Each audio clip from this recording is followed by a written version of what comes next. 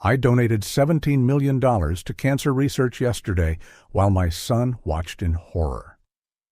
The pen felt unusually heavy in my hand as I signed the final document, but my resolve never wavered. The foundation representative, a woman named Claire with kind eyes and a professional demeanor, stood quietly beside my attorney, both of them witnessing what must have seemed like extraordinary generosity. Only I knew it was something else entirely. Marcus, my son, had arrived 15 minutes late to the meeting, bursting through the door of the Foundation's conference room, just as I was reviewing the terms of the endowment. His face flushed red when he saw the papers spread across the polished mahogany table. "Dad, what the hell are you doing?" he demanded, his voice echoing against the floor-to-ceiling windows that overlooked the city. I didn't answer him immediately, just gestured to the empty chair beside me. He remained standing. The attorney, Harold, who had been with me through my divorce 30 years ago and every legal matter since, cleared his throat. As I was explaining, Mr. Harmon, once these documents are signed, the transfer of assets becomes irrevocable. The $17 million will be placed in a dedicated research fund bearing your late ex-wife's name, with specific allocations toward pancreatic cancer research as you requested. Marcus's face transformed as he processed the words. First came shock, his eyes widening and mouth falling slightly open. Then anger, his jaw clenching so tightly I could see the muscle twitch beneath his clean-shaven cheek. Finally, calculation, his eyes narrowing as he pulled out the chair and sat down beside me, his expensive suit jacket brushing against mine.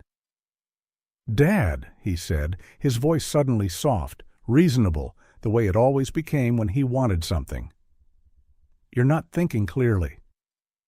This is half of Mom's estate.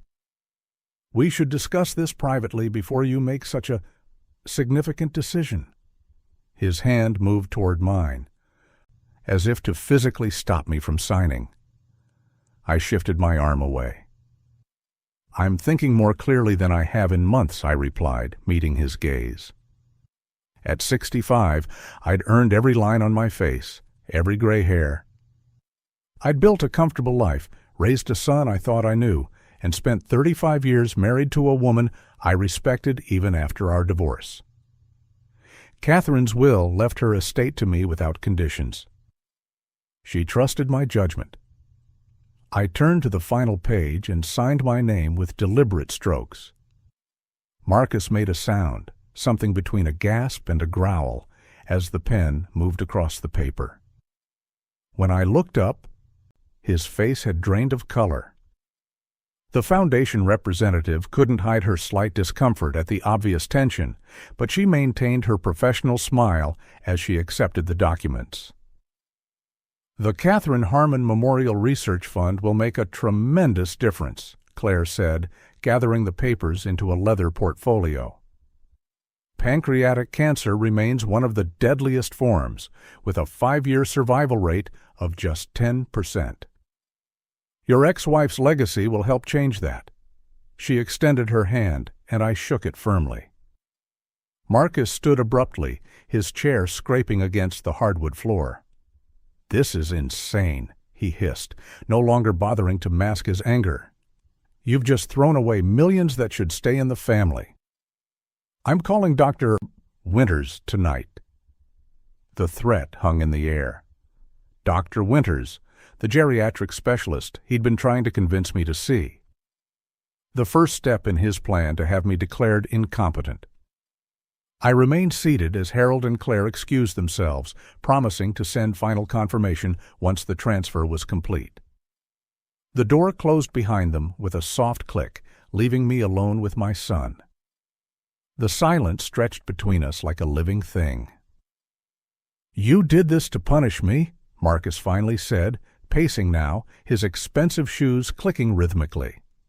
"Because I just suggested, that you might need help managing your affairs after that confusion with the bank accounts." I stood slowly, feeling every one of my 65 years. There was no confusion with the bank accounts, Marcus. You tried to transfer my savings into a joint account without my knowledge.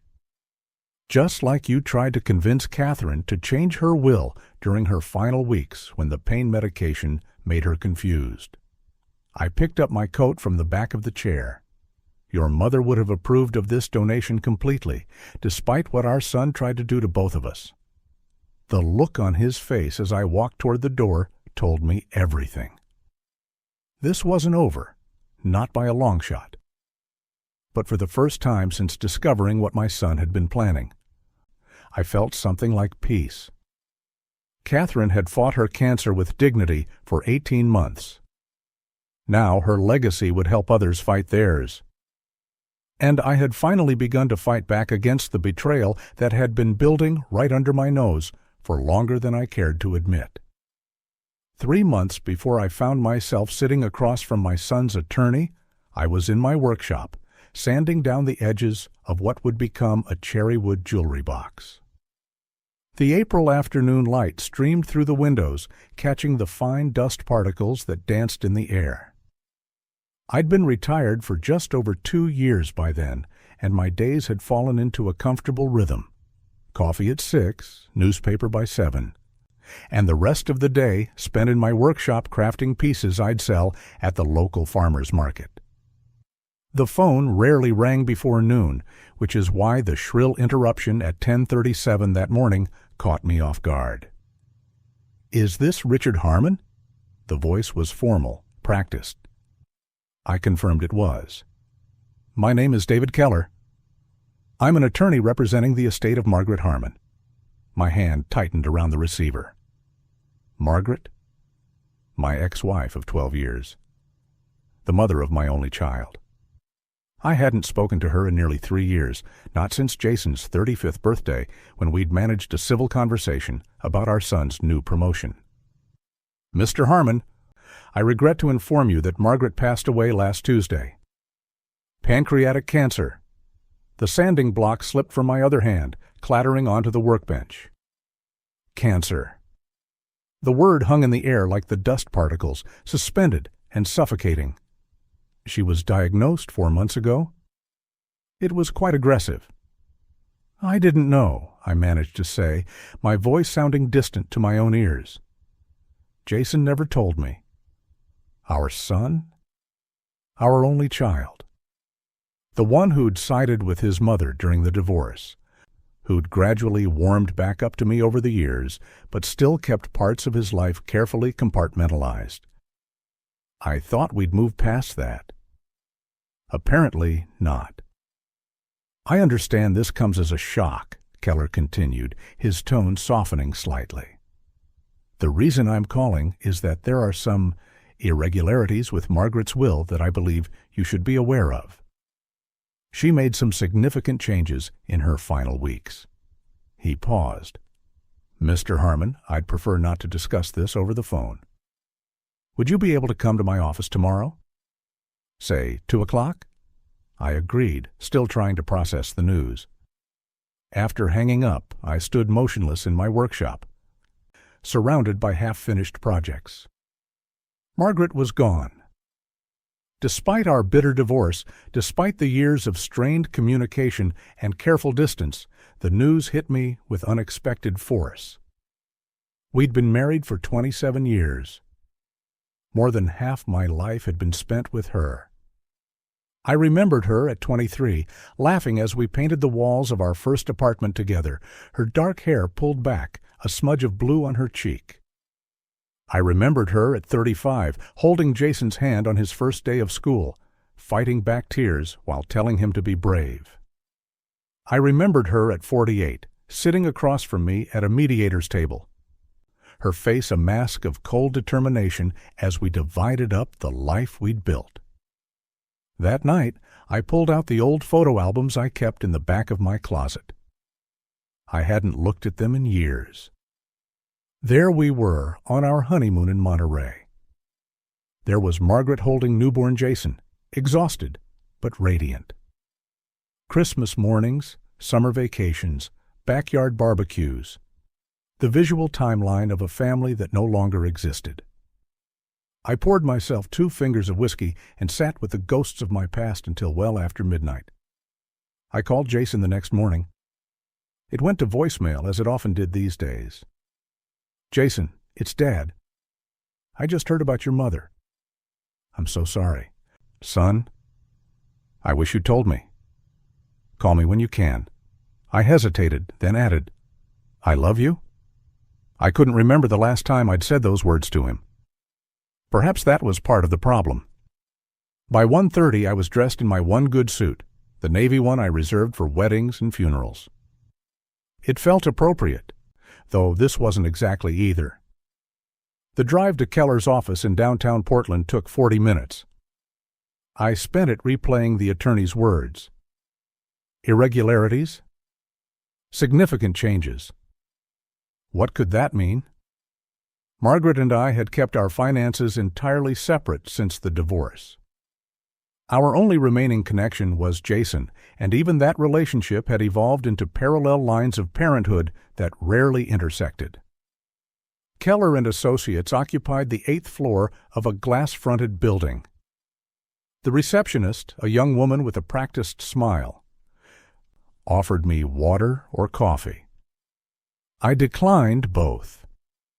My stomach was already in knots. Through the floor-to-ceiling windows, I could see the Willamette River winding through the city. Margaret had always loved this view. She'd once talked about wanting to live in one of those high-rise condos after we retired. Another dream that had evaporated along with our marriage. At precisely 2 o'clock, the receptionist led me down a hallway, lined with abstract art in expensive frames. David Keller stood waiting at his office door. He was younger than I'd expected, maybe 40, with prematurely gray hair and wire-rimmed glasses. We shook hands. His grip firm and professional. As I stepped into his office, I noticed another person already seated at the small conference table, a woman in her 60s with a leather portfolio open in front of her. Keller gestured for me to take the chair across from her.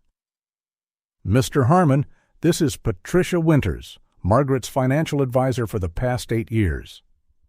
The woman nodded at me, her expression grave. "She's here because what we need to discuss involves both legal and financial matters concerning Margaret's estate." Keller settled into his chair and folded his hands on the table. "Before we begin, I want to express my condolences. Margaret spoke of you with respect, despite your history." I nodded, my throat suddenly tight. The room felt too warm, too small. Through the window behind Keller's desk, clouds were gathering over the river, darkening the afternoon light. Whatever these irregularities were, I had the distinct feeling that my life was about to change in ways I couldn't yet comprehend. I straightened in my chair and prepared to hear what Margaret's attorney and financial advisor had to tell me about the woman I'd once promised to love until death did us part. The law office of Pearson & Associates occupied the entire 14th floor of a glass tower in downtown Seattle. I'd been there once before, 23 years earlier, when Margaret and I had drafted our wills after Tyler was born. The receptionist, a young woman with a sleek ponytail and professional smile, led me down a hallway lined with framed diplomas and awards. My footsteps sank into plush carpet that probably cost more per square foot than my entire living room rug. I hadn't expected to be back here so soon after Margaret's funeral, but Robert Pearson had called personally, insisting there were urgent matters regarding her estate that couldn't wait. "Mr. Pearson will be with you in just a moment," the receptionist said, gesturing to a leather chair.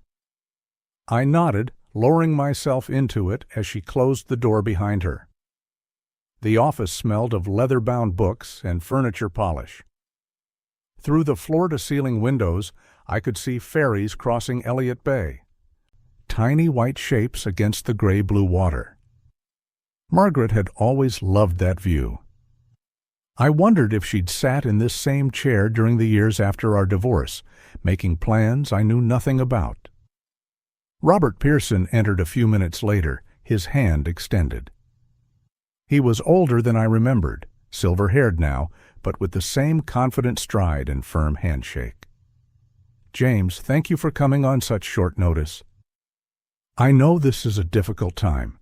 He settled behind his desk, placing a thick folder between us. "I was Margaret's attorney for over 30 years, including through your divorce and afterward." "Tyler mentioned you handled her affairs," I said, trying to keep my voice neutral. My son had been clear about Margaret's feelings toward me. "She never forgave you for leaving, Dad. She cut you out of everything." Those words had stung, but I'd accepted them.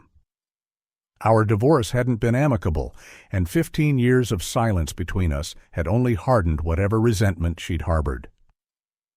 "I'll be direct, James. I'm the executor of Margaret's will, but she named you as the secondary executor and primary beneficiary of her estate." He paused, studying my face. "The total value is approximately $34 million. I stared at him, certain I'd misheard. "That's not possible. Tyler told me she'd written me out completely. That she—" My voice trailed off as Pearson shook his head slowly. "I drafted every version of Margaret's will myself. You were never removed as beneficiary, not once in 15 years. He opened the folder and turned several documents toward me.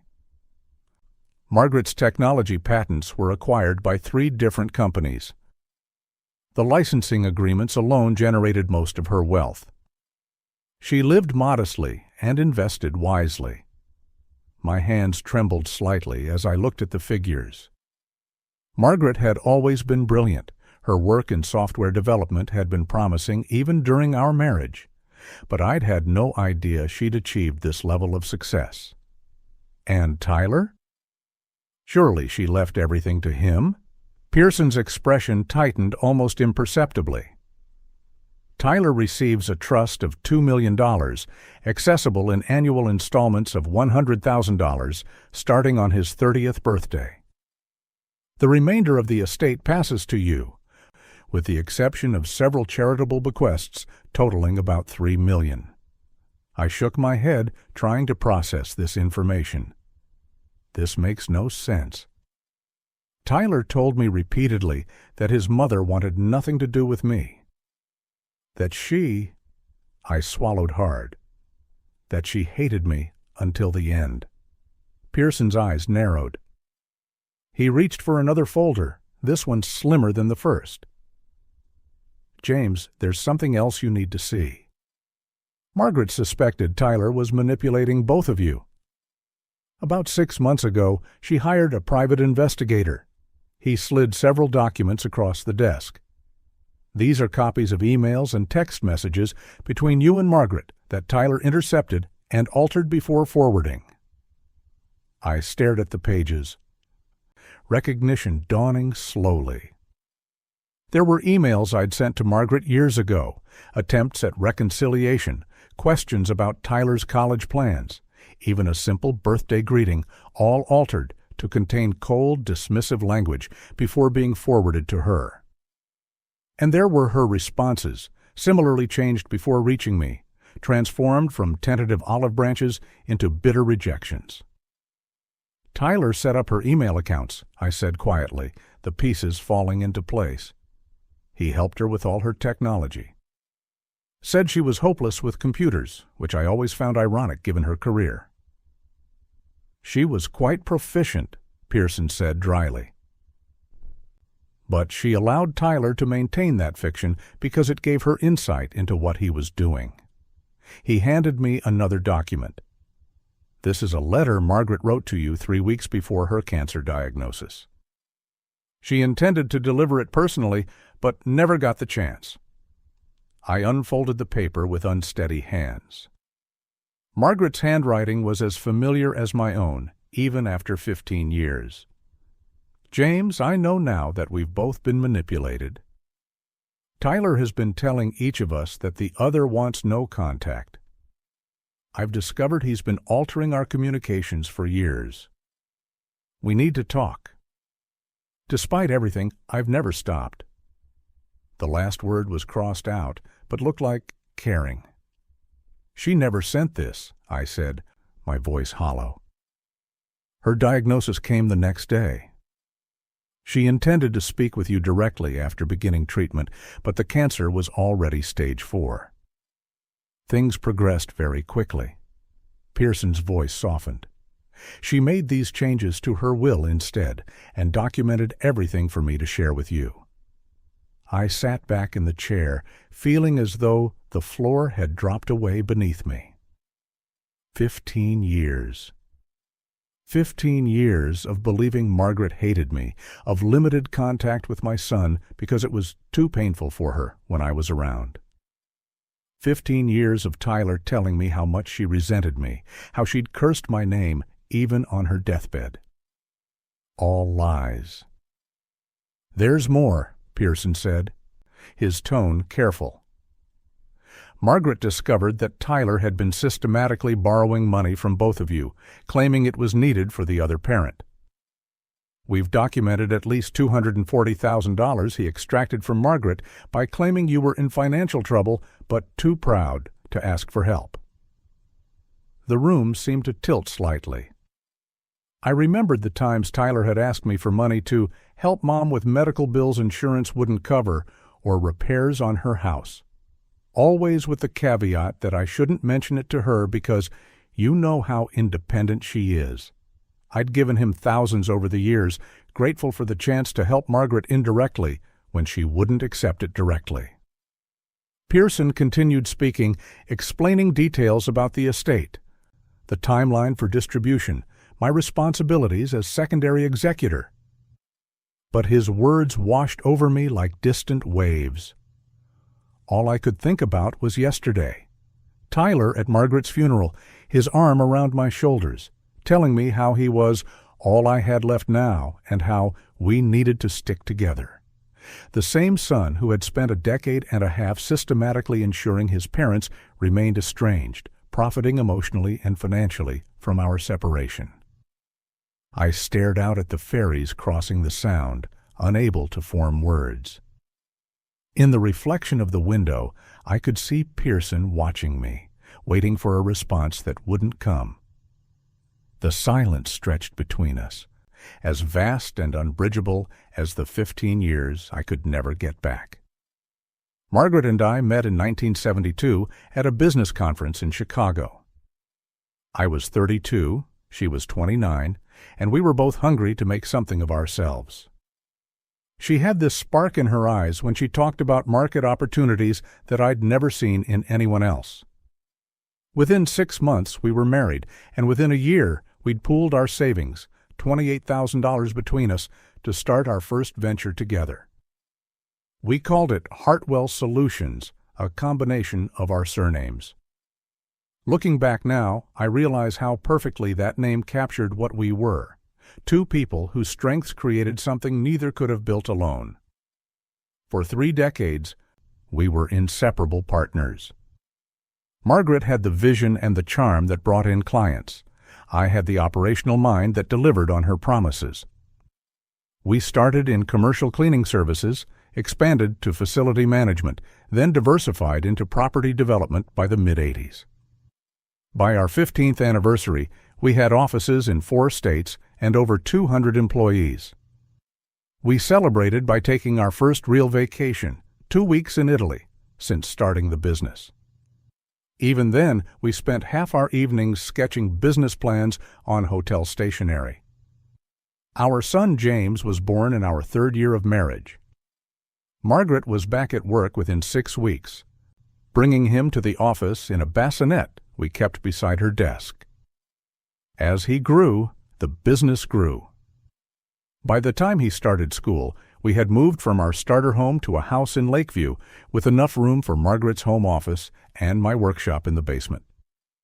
We weren't extravagant people.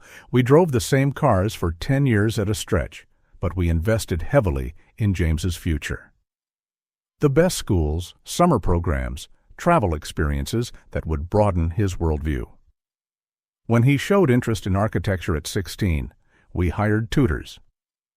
When he wanted to attend Cornell, we wrote the checks without hesitation. $187,000 for his undergraduate degree, another $96,000 for his master's. "We're investing in his future," Margaret would say whenever I questioned if we were giving him too much. "He'll do great things with these opportunities."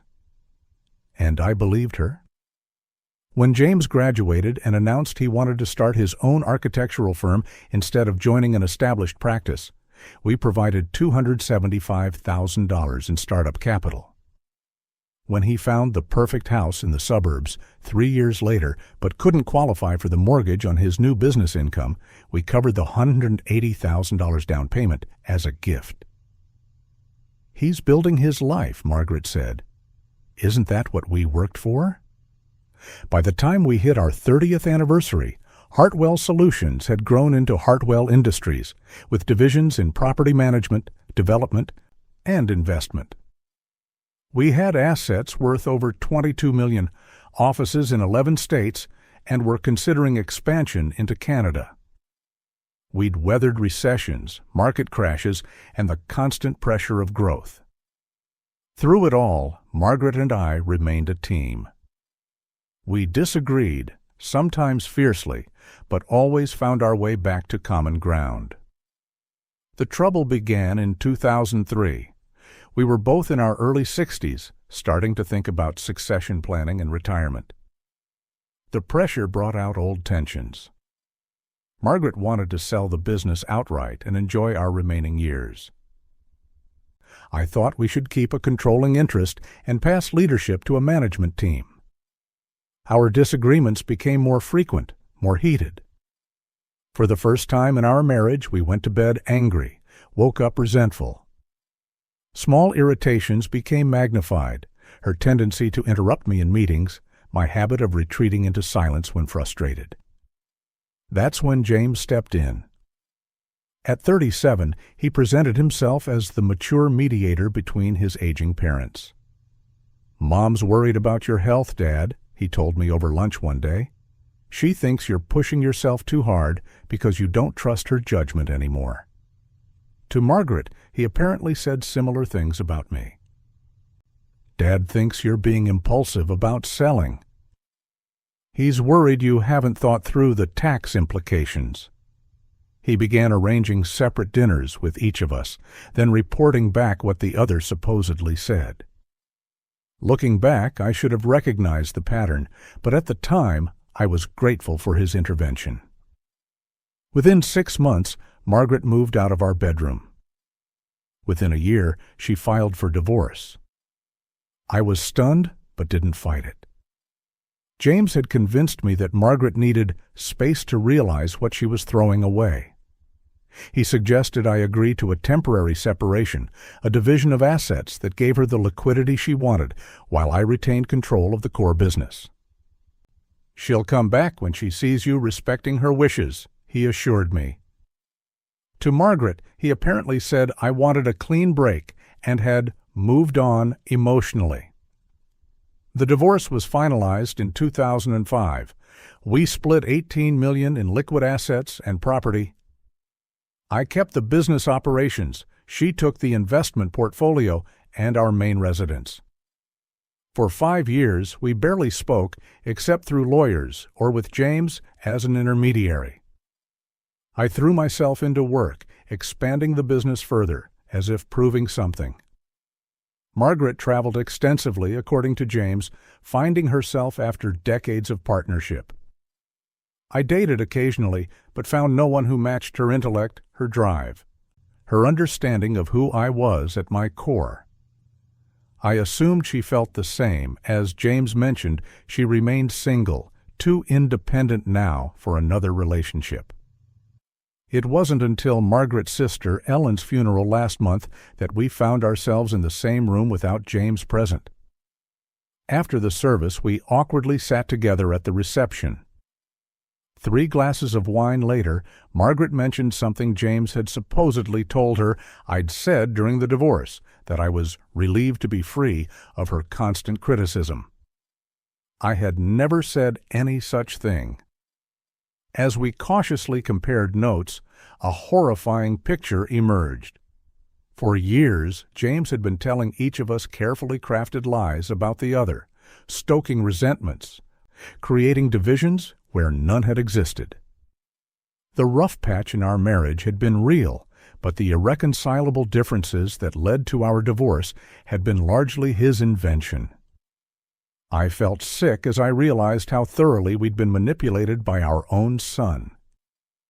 The question that kept me awake that night, and many nights since, was simple but devastating. Why would he deliberately destroy his parents' marriage? The answer, I was beginning to suspect, had everything to do with money. I've always been the type to keep records. Margaret used to tease me about it, how I'd save every receipt, file every statement, archive every email. "What are you preparing for?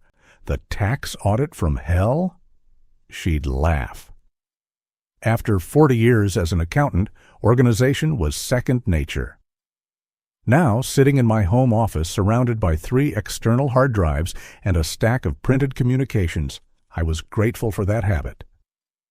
The dining room table had become my war room, covered with color-coded folders containing 5 years of digital conversations with my son and ex-wife.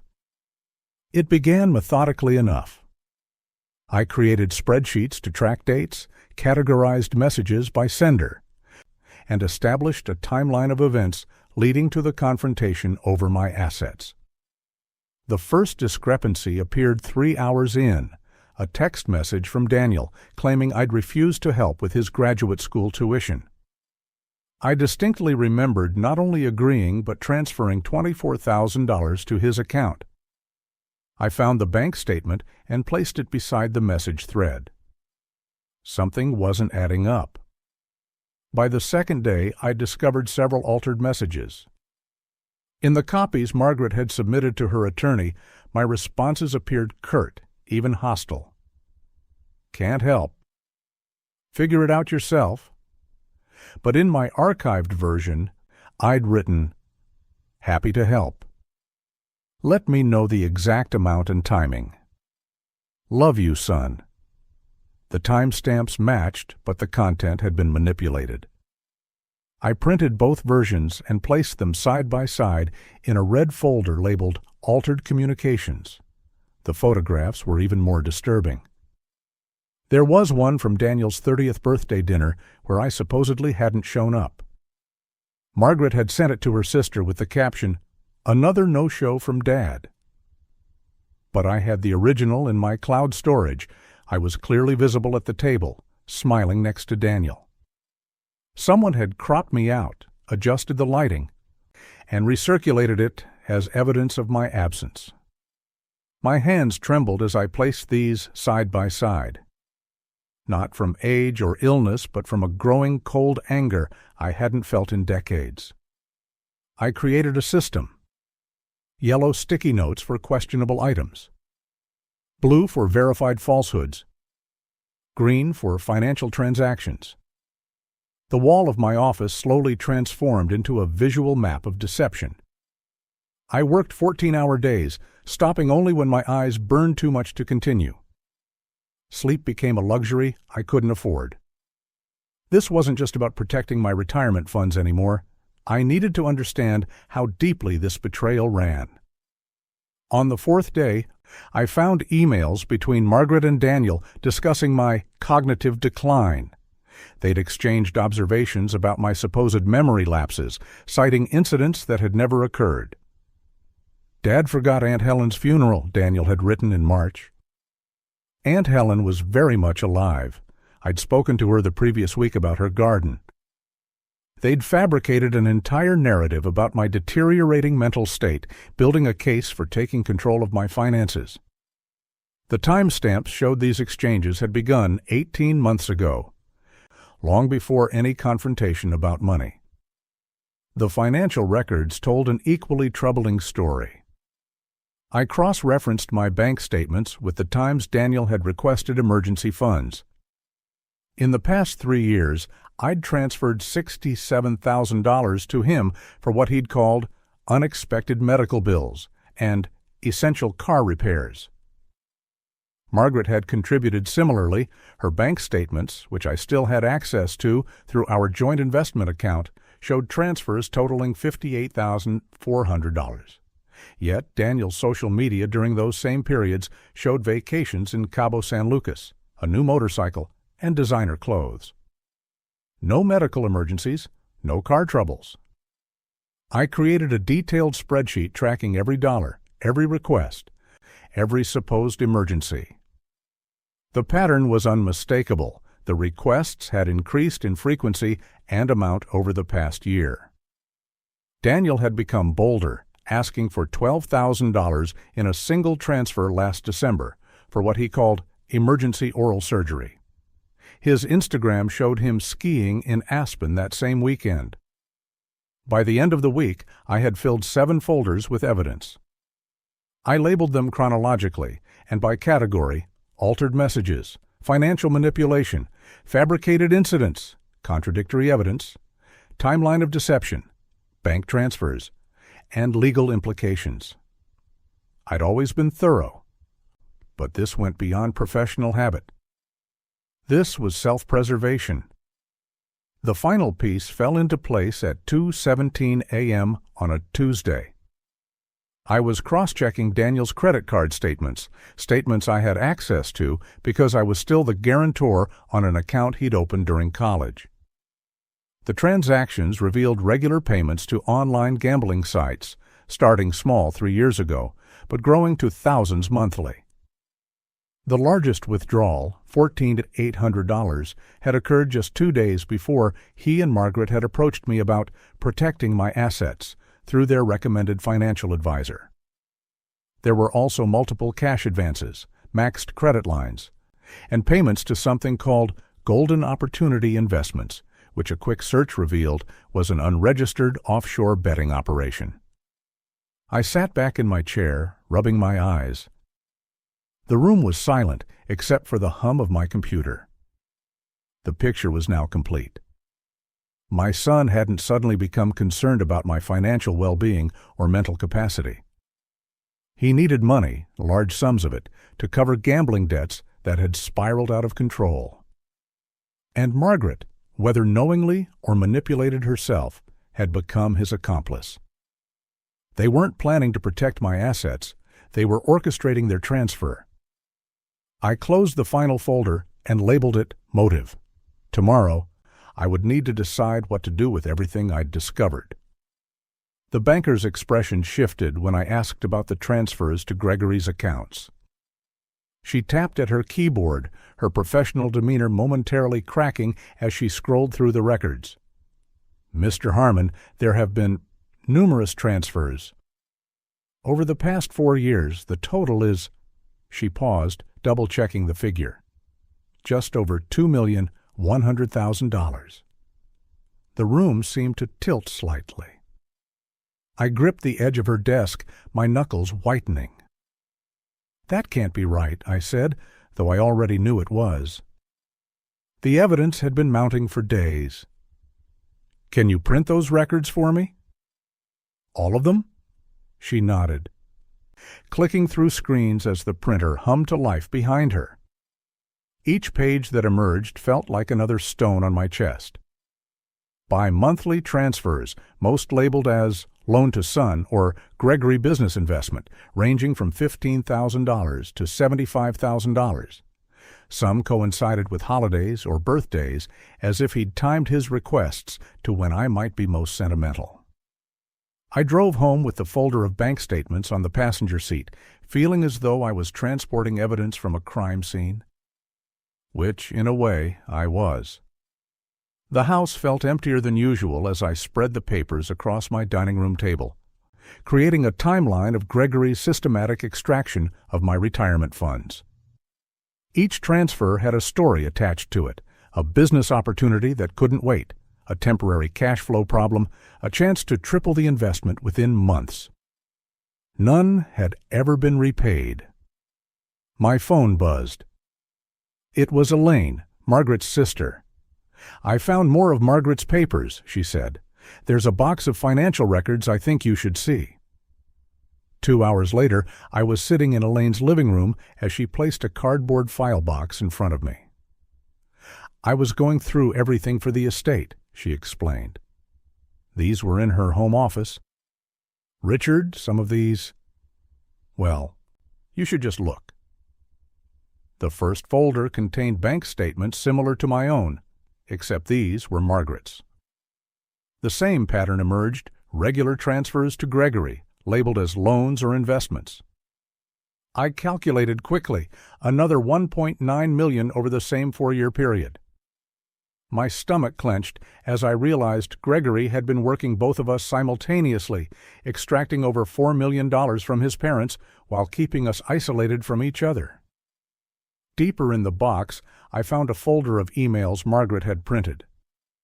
In them, Gregory painted a picture of me that I barely recognized: a bitter ex-husband who spoke ill of her, who had moved on completely, who didn't want contact.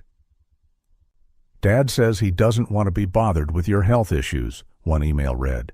"He's focused on his new life now." I had never said such things. I hadn't even known she was ill until after she passed.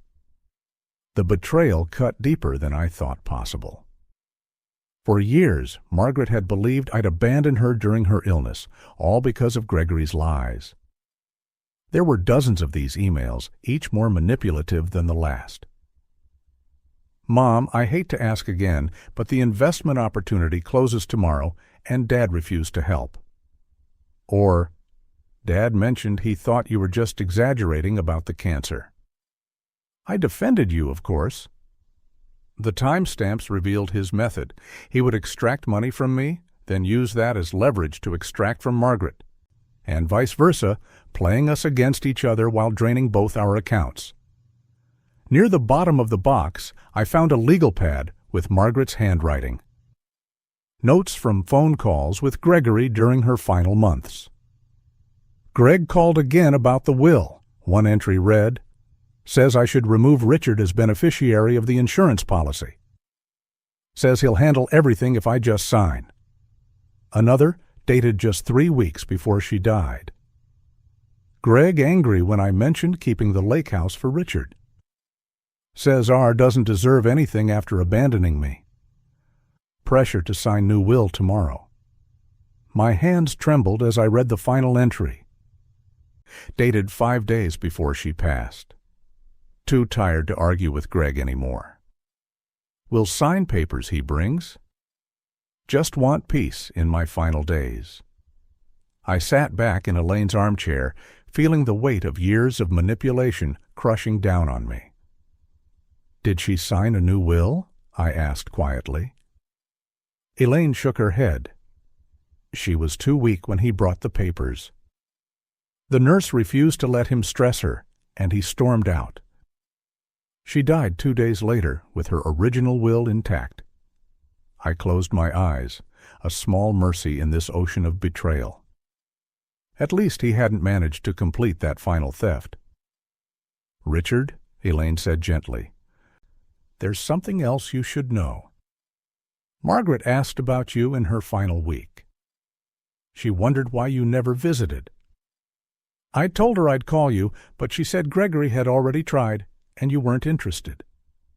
Tears welled in my eyes. "I would have been there in a heartbeat," I whispered.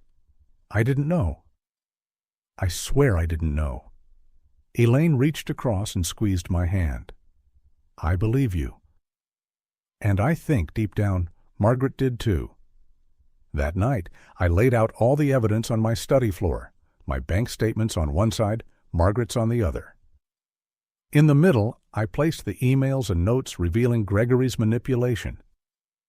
$4 million was staggering, but it wasn't about the money anymore. It was about the stolen moments, the poisoned relationships, the lies that had kept Margaret and me apart during her final days. As I stared at the paper trail of my son's betrayal, I knew I needed more than just evidence. I needed to understand how deep this deception went and whether anyone else had been involved in Gregory's schemes.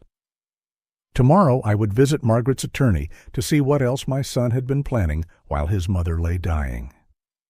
Sitting alone in my study that evening, surrounded by bank statements and the damning evidence of my son's betrayal, my mind kept circling back to the same haunting question. How could I have been so blind? The signs had been there all along, scattered throughout the years like breadcrumbs leading to this moment of devastating clarity. I poured myself 2 fingers of scotch and let the memories wash over me, each one now tainted with the bitter knowledge of what they truly meant. 5 years ago, James had invited me to dinner at Marcello's, an upscale Italian restaurant downtown where entrees started at $60. He'd just called earlier that week, lamenting how his business was struggling through a temporary cash flow problem. I'd wired him $15,000 without hesitation.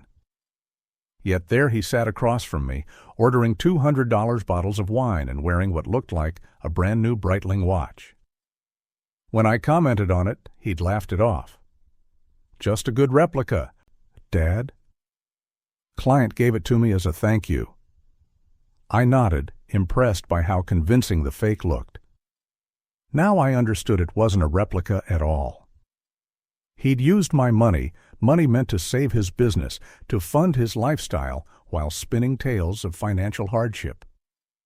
Then there was the beach house in Malibu he'd borrowed from a friend for that family weekend 3 summers ago. I remember standing on the deck overlooking the ocean, making small talk with a neighbor who mentioned how lucky James was to have found the property when he did. "Beachfront rentals like this one go for $12,000 a month," the man had said casually. James had quickly steered me away, muttering something about the neighbor being confused about which property was which. Just 2 weeks before that weekend, he'd called to tell me his car needed major repairs, and I'd sent him $8,000. The car he drove to the beach house was not repaired.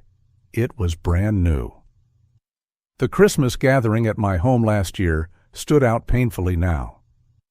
James had stepped away repeatedly to take important business calls during our family dinner.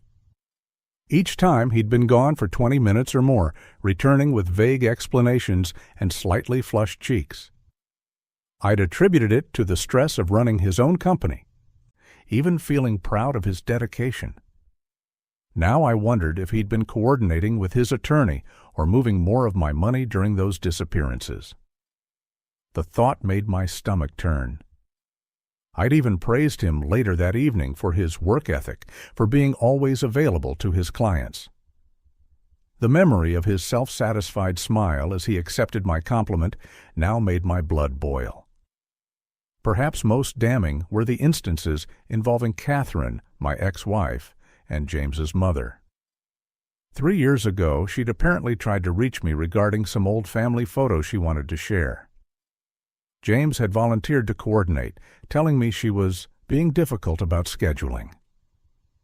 After several weeks of supposed back and forth, he informed me that she'd changed her mind. "Mom's being Mom," he'd said with an exaggerated eye roll. "You know how she gets." I'd accepted this without question, our shared history of navigating Catherine's occasional mood swings, creating an easy shorthand between us. But last month, I'd run into Catherine's sister, Elaine, at a community fundraiser. She'd seemed surprised to see me, mentioning that Catherine had been trying to reconnect for years. "She sent you birthday cards, Thomas. Even called your house several times." The confusion on my face must have been evident. I'd received no cards, no messages. James, who had been living in my guest house for nearly 4 years before getting his own place, had apparently intercepted everything. When I confronted him later, he'd dismissed it casually. "Mom exaggerates, you know that. She mentioned wanting to call you once, but never followed through." Typical. I'd believed him, choosing my son's word over my ex-wife's, a pattern I now recognized had been deliberately cultivated. The most glaring warning sign came during my hospital stay after my minor heart attack 2 years ago. Catherine had apparently shown up at the hospital only to be turned away by James, who told her I was too weak for visitors and specifically asked not to see her. I learned this only yesterday when I finally called her myself. I'd been awake and alert during my entire 3-day stay, repeatedly asking James if anyone had called or visited. "Just me and a couple of your golf buddies," he'd assured me. The hurt in Catherine's voice when she described being denied access to my hospital room was palpable. I sat in the parking lot crying, "Thomas, I thought you might die hating me." The realization that James had actively prevented his own mother from seeing me during a health crisis made me physically ill. As I sifted through these memories, my anger burned white-hot before collapsing into a crushing sense of failure.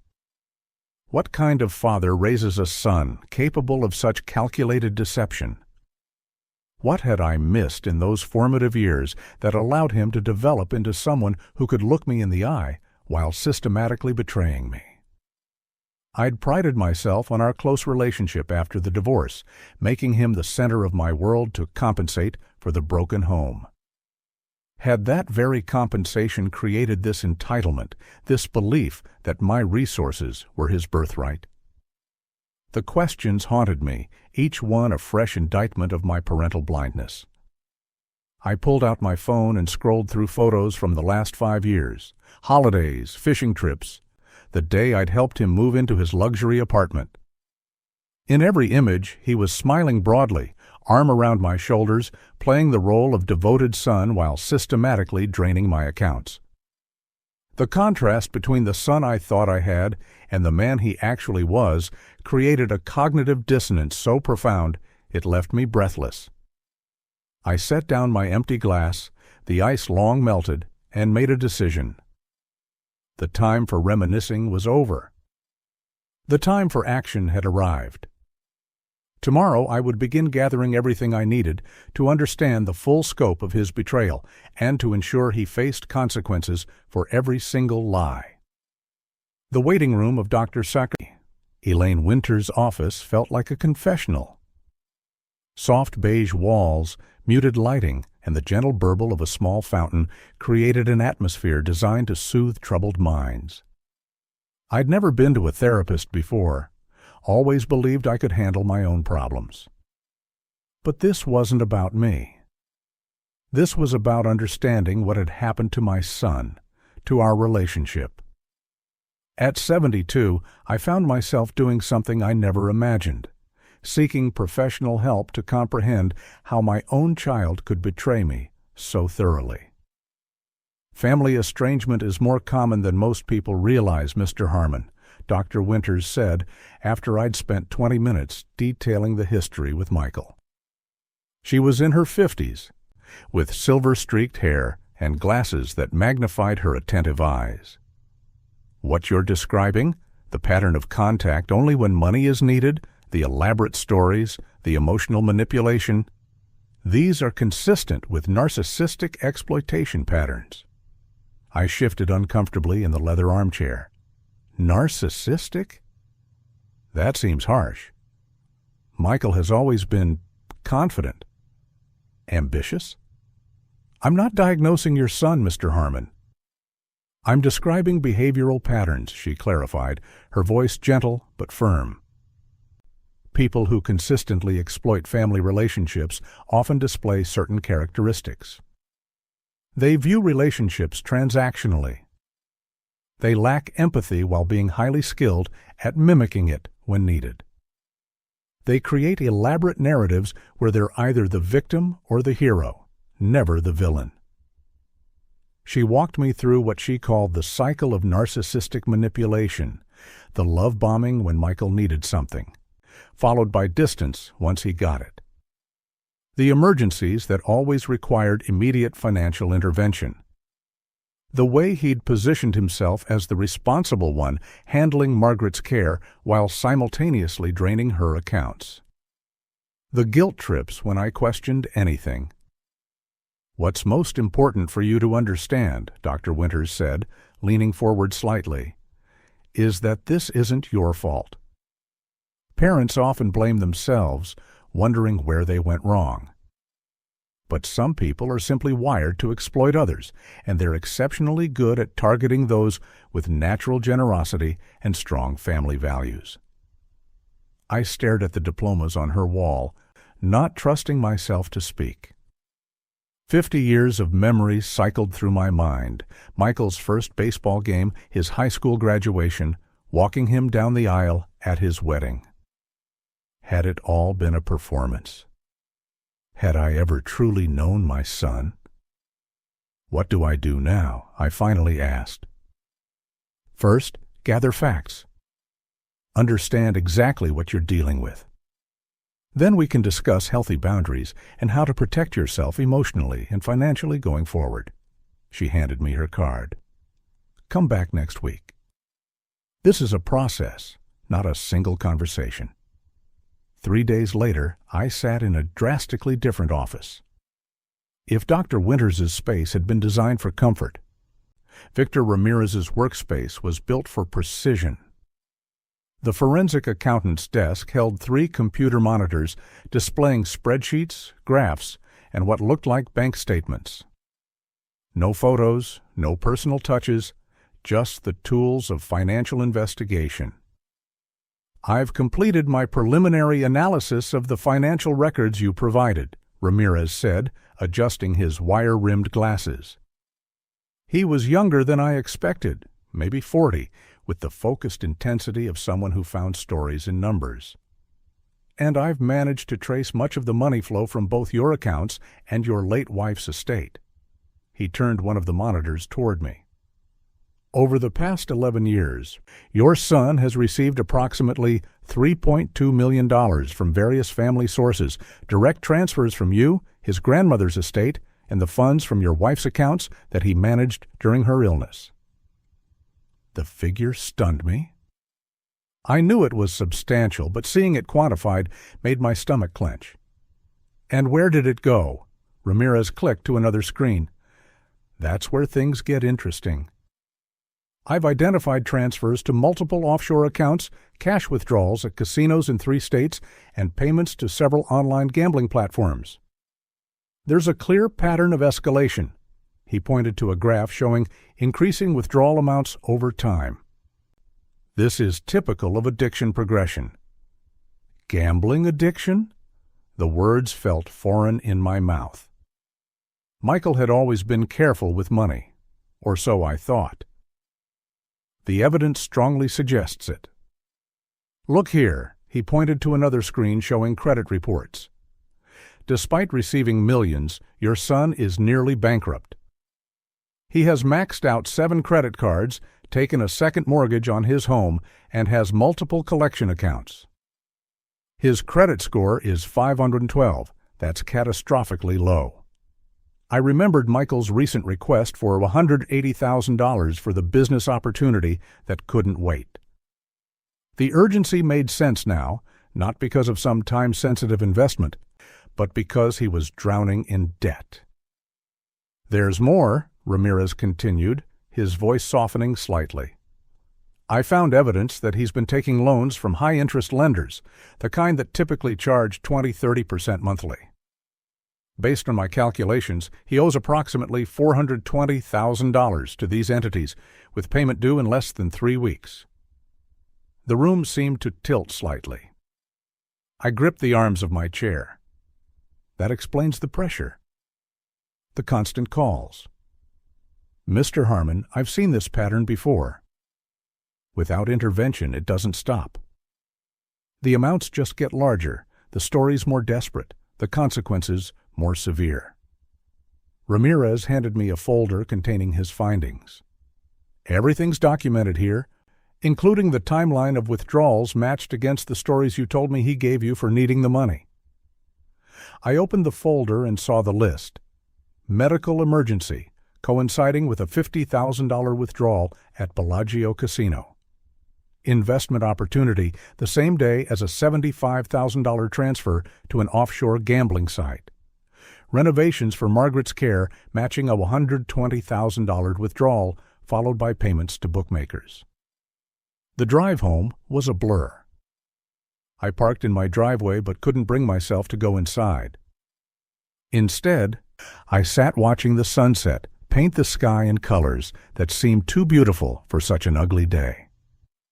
The folder from Ramirez lay on the passenger seat, like a bomb waiting to detonate what remained of my family. The truth settled over me with crushing weight. My son, the boy I'd taught to ride a bike, the teenager I'd helped through college, the man whose children I adored, had never seen me as a father. He hadn't seen Margaret as a mother or grandmother. We were nothing more than ATMs to fund his addiction, convenient sources of cash to be manipulated and drained. And now, with Margaret gone and my accounts nearly empty, he was coming for what little remained. I needed to decide what to do with this knowledge, and I needed to decide quickly. I sat alone in my study at 2 a.m, surrounded by the evidence of my son's betrayal. The desk lamp cast a yellow pool across the scattered papers, bank statements, forged signatures, emails printed and highlighted, and the legal documents from Margaret's estate. Outside, rain tapped against the windows, a gentle counterpoint to the thundering in my chest. I'd arranged everything in neat piles: $47,000 from the joint account, $156,000 from the investment portfolio, $83,000 from the retirement fund. Numbers that represented not just money, but Margaret's careful planning, her determination that I would be secure in my final years. My reading glasses sat folded beside an untouched glass of bourbon. I hadn't taken a drink in 17 years, not since that night Margaret had found me passed out in this very room, when Daniel was just 14. She'd helped me get sober, stood by me through the worst of it. What would Margaret say now? Our son, our only child, had systematically emptied accounts meant for my care, forged my signature, and lied to my face for months. I picked up the photo on my desk, Margaret holding 3-year-old Daniel at the beach, both squinting into the sun, her arms protective around his small shoulders. "What would you have me do?" I whispered to her image. The house creaked in response, settling into the night. I'd always protected him. Even when Margaret argued, he needed to face consequences. When he'd crashed his first car at 16, I'd paid for the repairs without making him work it off. When he'd flunked out of his first semester of college, I'd pulled strings with an old colleague to get him readmitted. When his first business venture failed, I'd covered his debts, $62,000 that we'd planned to use for a vacation home. Margaret had been furious. "You're not helping him, Richard," she'd said. "You're crippling him." I rubbed my eyes and reached for the legal pad where I'd been making notes. The lawyer, Patricia, had outlined my options in our meeting yesterday. Criminal charges, fraud, elder abuse, theft. Civil suit, recovering the money plus damages. Or family mediation, a gentler approach but with less certainty of recovery. Each path led to exposure, to Daniel facing public consequences. Each path would irrevocably change our relationship. Was I ready to do that to my only child? My hand drifted to my chest, where the familiar ache had settled. Not my heart, the doctors had checked that thoroughly after Margaret died, but something deeper, a hollow space that had grown with each discovery of Daniel's deceptions. I thought of him as a child, how he'd climb into my lap with a book, his small body trusting against mine. I remembered teaching him to ride a bike, to drive a car, to shave. I remembered the pride in his eyes when he'd introduced me to Jessica, telling her, "My dad's the smartest man I know."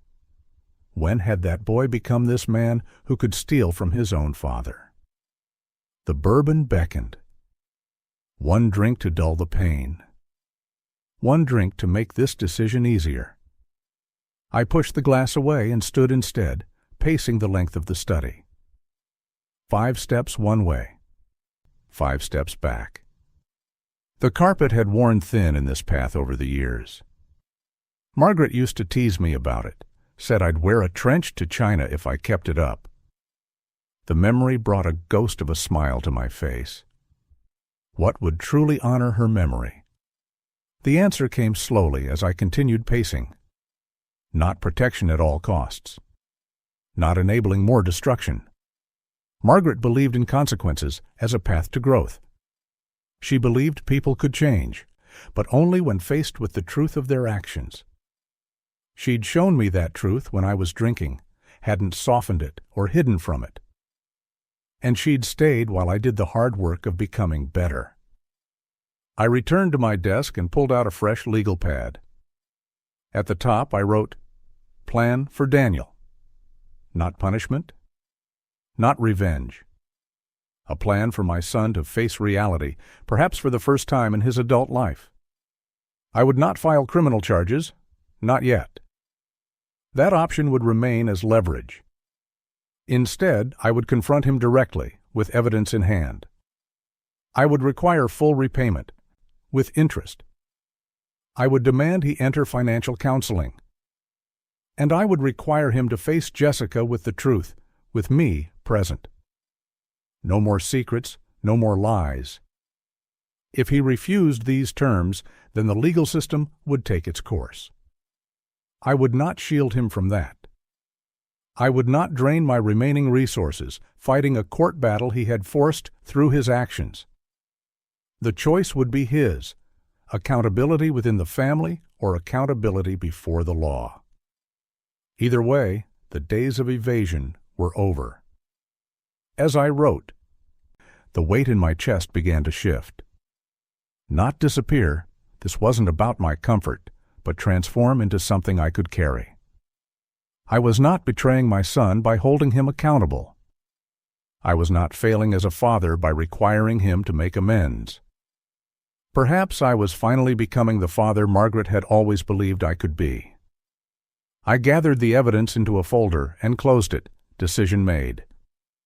Tomorrow I would call Daniel and Jessica, invite them to dinner.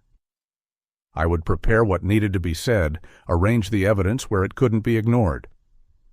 For the first time in his life, my son would face the truth. And perhaps, if we were both very lucky, he might finally begin to grow from it. I arrived at Martin Goldstein's office 15 minutes early. The law firm occupied the entire 12th floor of a glass tower downtown, with views of the river that Catherine would have appreciated. Martin had been Catherine's attorney for nearly 20 years, handling everything from our divorce settlement to her business contracts and, ultimately, her will. His assistant led me to a conference room where a pitcher of water and a manila folder waited on a polished mahogany table. "James, thank you for coming," Martin said as he entered, his hand extended. He was about my age, mid-60s, with a full head of silver hair and reading glasses hanging from a cord around his neck. We'd met several times over the years, always with Catherine present. This was different.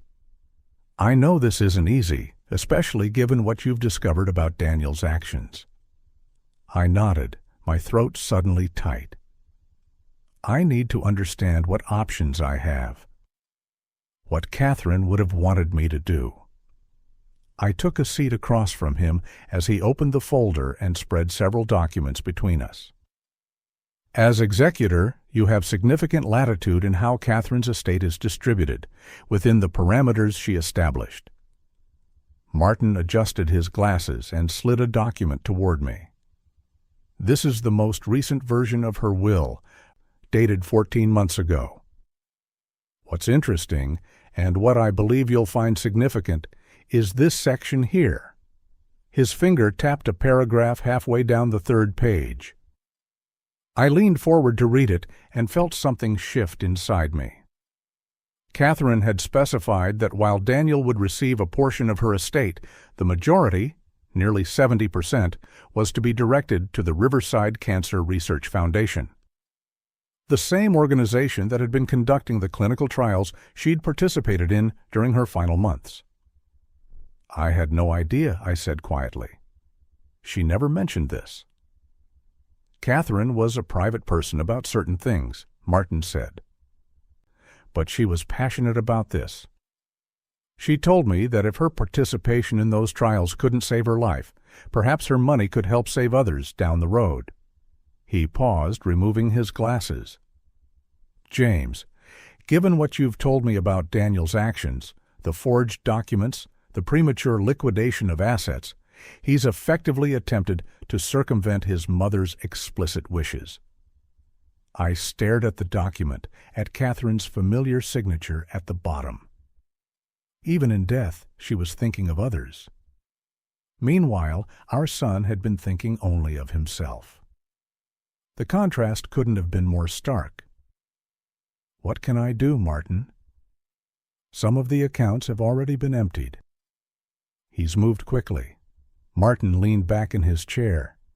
Fingers steepled. You have more power than you realize. As executor, you have legal standing to challenge any transfers made after Catherine's death that don't align with the will's directives. Additionally, there's the matter of the forged documents. That's criminal fraud. He held up a hand when he saw my expression. I understand you may not want to pursue criminal charges against your son. But we can use that leverage.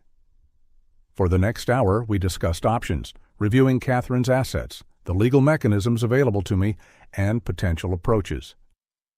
Gradually, a three-part plan began to take shape. I scribbled notes on a legal pad as we talked, occasionally pausing to ask questions or clarify details. By the time we finished, the afternoon sun was casting long shadows across the conference room floor. So to summarize, Martin said, gathering the documents, first, you'll exercise your authority as executor to freeze the remaining assets and initiate recovery of the improperly transferred funds. We'll prepare the legal notices immediately. He made a note. Second, we'll establish a trust for Daniel with specific conditions. He'll receive his inheritance in structured payments over 10 years, contingent upon community service hours at the cancer center where Catherine received treatment. And third, I continued, we organize a public ceremony for the donation to the Riverside Cancer Research Foundation. We invite the local press, Catherine's colleagues, friends, family, everyone who knew her. Daniel will be required to attend. I paused, considering the weight of what we were planning. It's not just about punishment. He needs to face the community, to see the impact of what his mother valued, to understand what he nearly took away. Martin nodded slowly. It's a balanced approach. There's accountability, but also a path forward for him. Catherine would have approved, I think. He closed his folder. She always spoke highly of you, James, even after the divorce. She told me once that you were the most fair-minded person she'd ever known. Those words hit me harder than I expected. Catherine and I had our differences, enough to end our marriage, but we'd maintained respect for each other. I wanted to honor that now. The trust conditions give Daniel a chance to change, I said. 10 years of regular community service, of seeing firsthand what cancer does to patients and families. It might reach something in him that I haven't been able to. As I drove home from Martin's office, the plan felt right in a way that simple revenge never could. This wasn't about destroying Daniel or publicly humiliating him, though the ceremony would certainly be uncomfortable for him. It was about creating consequences that might actually change him, while ensuring Catherine's final wishes were honored. The trust would provide him enough to live on, about $3,000 monthly, but he'd have to earn it through service to others. The bulk of Catherine's estate, nearly $1.2 million, would go where she intended, to fight the disease that took her from us. I pulled into my driveway as the evening settled in, a sense of purpose replacing the anger that had been my constant companion for weeks. Tomorrow, I would need to begin putting the plan into action, starting with the most difficult part, confronting Daniel directly with what I knew and what was about to happen. I rehearsed the conversation in my mind as I unlocked my front door, knowing that his reaction would likely be explosive. But for the first time since discovering his betrayal, I felt prepared to face whatever came next. The cemetery was quiet that Tuesday morning, just how Margaret would have liked it. I'd chosen a weekday deliberately, wanting privacy for what I needed to say. The bouquet of stargazer lilies and white roses felt heavy in my hands as I walked the familiar path to her plot in the eastern corner. She'd always loved those lilies, their bold fragrance and dramatic coloring. Like me, she used to joke, subtle as a freight train. The thought brought a reluctant smile to my face as I approached the gray marble headstone that bore her name. It had been nearly 3 years since the funeral. 3 years since I'd stood here surrounded by mourners, my children at my side, all of us shell-shocked by how quickly cancer had taken her. 3 years of believing the narrative that had been carefully constructed around me, that she'd wanted our children to manage everything, that she hadn't trusted me with our legacy. 3 years of resentment I never should have carried. I set the flowers in the built-in vase and brushed some fallen leaves from the base of the stone. "Hello, Maggie," I said, using the nickname she'd only let me use in our private moments. My voice sounded strange in the empty cemetery, but I pressed on. I should have come sooner. I should have done a lot of things differently. The wind rustled through the oak trees overhead. I lowered myself onto the small stone bench I'd had installed beside her grave, my knees protesting after the walk from the parking lot. I was 68 now, feeling every one of those years in my joints on cold mornings like this one. "I owe you an apology," I continued, looking at her name etched in the stone. "I believed them when they said you wanted to cut me out. That you didn't trust me anymore?" I paused, swallowing hard. After 32 years together, I should have known better. Even with how things ended between us, I should have questioned it. But I was hurt, and I let that cloud my judgment. A squirrel darted across the path nearby, momentarily distracting me. Margaret had always loved watching the wildlife in our backyard, setting up feeders, and keeping a journal of all the birds she spotted. Small joys, she called them. I'd forgotten how much those small joys had defined her. "Do you remember that trip to Monterey for our 20th anniversary?" I asked, settling back on the bench.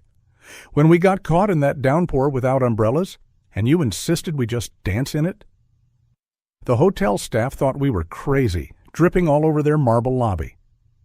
I chuckled at the memory. You always knew how to turn mishaps into adventures. I reached into my jacket pocket and pulled out the envelope I'd brought. "I found your real will, Maggie. The one dated 3 months before you died. Not the one they presented at the reading." My voice grew firmer. "I know what you actually wanted now. I know about the changes they made, the documents they had you sign when you were on those heavy medications. The anger I'd been carrying had transformed into something else, a determined resolve to make things right." I opened the envelope and pulled out several folded papers. "I've been working with a new attorney. Good woman named Claire. She helped me put together a revised estate plan that honors what you actually wanted." I unfolded the documents, even though there was no one to show them to. The Charitable Foundation for Music Education in Underserved Schools, it's happening. The Trust for Your Sister's Kids' College Funds, that's happening too. A light mist had begun to fall, tiny droplets collecting on the papers. I carefully returned them to the envelope. They almost got away with it, you know, convincing me that you'd turned against me at the end. That you wanted Jason to control everything. That the changes to your will were your idea. I shook my head slowly. I'm sorry I believed it, even for a moment. We had our problems toward the end, but 32 years counts for something. I sat in silence for a while, watching the mist turn the cemetery into something ethereal, softening the edges of the headstones and trees. Margaret would have appreciated the scene, probably would have described it as nature's soft focus lens. She'd always had a way with words that I envied. I miss your perspective, I admitted. Even when we disagreed, especially when we disagreed, you made me think differently. You challenged me. I smiled faintly. Remember how you used to say we were like sandpaper to each other sometimes? Rough in the moment, but making each other smoother in the end. I stood up, my joints stiff from sitting in the cool air. Placing my hand on the top of her headstone, I felt the cold, smooth marble beneath my palm. I'm going to fix this, Maggie. Everything they tried to undo, your wishes, your legacy, the truths about our life together. I've got the evidence now, and I won't let them rewrite our story. I took a deep breath. We'll make this right, together. As I walked back to my car, I felt lighter somehow. The conversation had been one-sided, of course, but necessary. I needed her to know, even if only symbolically, that I was fighting for her wishes now. Tomorrow I would meet with Claire again to finalize our strategy. The children wouldn't expect this from me. They thought I was still in the dark, still the grieving ex-husband who'd accepted their version of events. They had no idea what was coming or how thoroughly I intended to honor the woman who, despite our separation, had remained my partner in all the ways that truly mattered. The morning air felt crisp against my face as I walked up the granite steps to Patricia's law office. 7:30 in the morning, earlier than our scheduled 8 o'clock appointment, but I hadn't slept more than 3 hours anyway. The weight of what I was about to do sat heavily on my shoulders, not from doubt, but from the finality of it all. 47 years of marriage to Elizabeth, 38 years of fatherhood to Robert, and it had come to this: a manila folder, a pen, and the truth. Patricia was already at her desk when her assistant showed me in. She looked up from her computer, her reading glasses perched on the end of her nose. "Harold," she said, standing to greet me. "You're early." She gestured to the leather chair across from her desk, the same chair where I'd sat 3 weeks ago when we'd drafted the amendments to Elizabeth's will. The same chair where I'd shown Patricia the evidence of Robert's betrayal. "Couldn't sleep," I said, setting my briefcase beside the chair. "Thought I might as well get this done." I settled into the chair, feeling the leather give beneath me. Patricia nodded, understanding in her eyes. She'd been Elizabeth's attorney for 20 years before becoming mine. She knew what this meant. "I have the papers ready," she said, sliding a folder across her desk. "I've highlighted where you need to sign. This executes the will according to Elizabeth's original terms, the terms she established before her illness." She paused, tapping a manicured nail against the folder. "Are you absolutely certain about this, Harold? Once it's done—" "I'm certain," I said, my voice steadier than I expected. I opened the folder and began signing where indicated, my name appearing beside Elizabeth's on document after document. With each signature, I felt a strange mixture of grief and resolve. This wasn't vengeance, I reminded myself. This was justice. This was honoring what Elizabeth had truly wanted, not what Robert had manipulated her into during those final, confused months. The signing took nearly 20 minutes. When I finished, Patricia collected the papers, checking each signature carefully before nodding her approval. "It's done," she said quietly. The will is now executed according to the original terms. Robert's claim to the additional properties and investment accounts is nullified. She hesitated, then added, "He'll fight this, Harold." "Let him," I said, closing the folder. "We have the medical records showing Elizabeth's cognitive decline. We have the recordings of him pressuring her. We have the bank statements showing how he's already spent $42,000 of her money without authorization." I tapped my briefcase. "It's all here." Patricia nodded, a small, grim smile on her face. "When do you plan to tell him?" "Today," I said, checking my watch. It was just past 8. "I'll call him now if you don't mind." She gestured for me to proceed, and I took out my phone, scrolling to Robert's number. My thumb hovered over it for just a moment before I pressed call.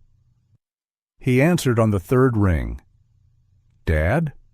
His voice held that familiar note of impatience, as if my call was an interruption to something more important. "What's up?" "I'm heading into a meeting." "I've just come from the attorney's office," I said, keeping my voice neutral. "I've executed your mother's will." There was a pause, then a shift in his tone, suddenly attentive, eager. "Oh? So everything's settled then?" The thinly veiled interest in his voice made my stomach turn. Not, "How are you holding up, Dad?" or "That must have been difficult," just the unspoken question, "Where's my money?" "Almost," I replied. "There are some distribution details we need to go over." Patricia asked if you could come to her office this afternoon. She has some papers for you to sign. "What time?" The eagerness was unmistakable now. "I can move some things around." "I'm sure you can," I thought, but said, 3 o'clock. "I'll be there too." "Great," he said, and I could practically hear him calculating figures in his head. "So, just ballpark. When can I expect the transfers to happen?" The lake house needs some work, and I was thinking of putting in a dock before summer. The lake house. Elizabeth's favorite place in the world. The place where she'd written her poetry, where we'd spent our anniversaries, where she'd asked to have her ashes scattered. And he was already planning renovations. "We'll go over everything this afternoon, Robert," I said, my voice betraying nothing of the cold anger spreading through my chest. 3 o'clock at Patricia's office. "All right, see you then." He hung up without saying goodbye. I set the phone down on Patricia's desk and met her eyes. 3 o'clock works for you?" She nodded. "I've cleared my schedule." She hesitated. Then asked, "Did he ask about the money?" "Immediately," I confirmed, "and he's already planning renovations on Elizabeth's lake house." Patricia's expression hardened. She'd known Elizabeth well enough to understand what that meant. "I'll have everything ready," she promised. After finalizing a few more details, I left her office and walked to my car. The morning had warmed slightly, but I barely noticed. My mind was focused on the afternoon ahead. I placed my briefcase carefully on the passenger seat beside me, the evidence folder inside containing everything. The medical reports confirming Elizabeth's dementia diagnosis 6 months before Robert had convinced her to change her will, the bank statements showing his unauthorized withdrawals. The recorded conversations where he'd pressured her, taking advantage of her confusion. I ran my hand over the smooth leather of the briefcase, feeling a cold determination settle over me. For months after Elizabeth's death, I'd been lost in grief, barely noticing as Robert took more and more control of her estate. By the time I'd realized what was happening, he'd already liquidated 2 of her investment accounts and put down a deposit on a boat using her funds. He thought I was too broken to fight back, too confused by grief to notice. He was wrong. I started the car and pulled away from the curb, the briefcase secure beside me. In a few hours, Robert would sit across from Patricia and me, expecting to hear about his inheritance. Instead, he would learn the truth about what his mother had really wanted, and what she would have thought of the son who couldn't even wait for her to be gone before trying to claim what he believed was his. Today, he would learn what his mother really wanted. The morning of our meeting at Patricia Goldstein's law office dawned clear and crisp. I'd barely slept the night before, my mind cycling through every possible scenario. Margaret had stayed over, making me breakfast I couldn't eat, squeezing my hand before we left. "Remember, Frank," she'd said, "you're doing this for Elizabeth." I nodded, my throat too tight for words. My late wife would have hated this confrontation, but she would have hated what our son had done even more. We arrived 20 minutes early.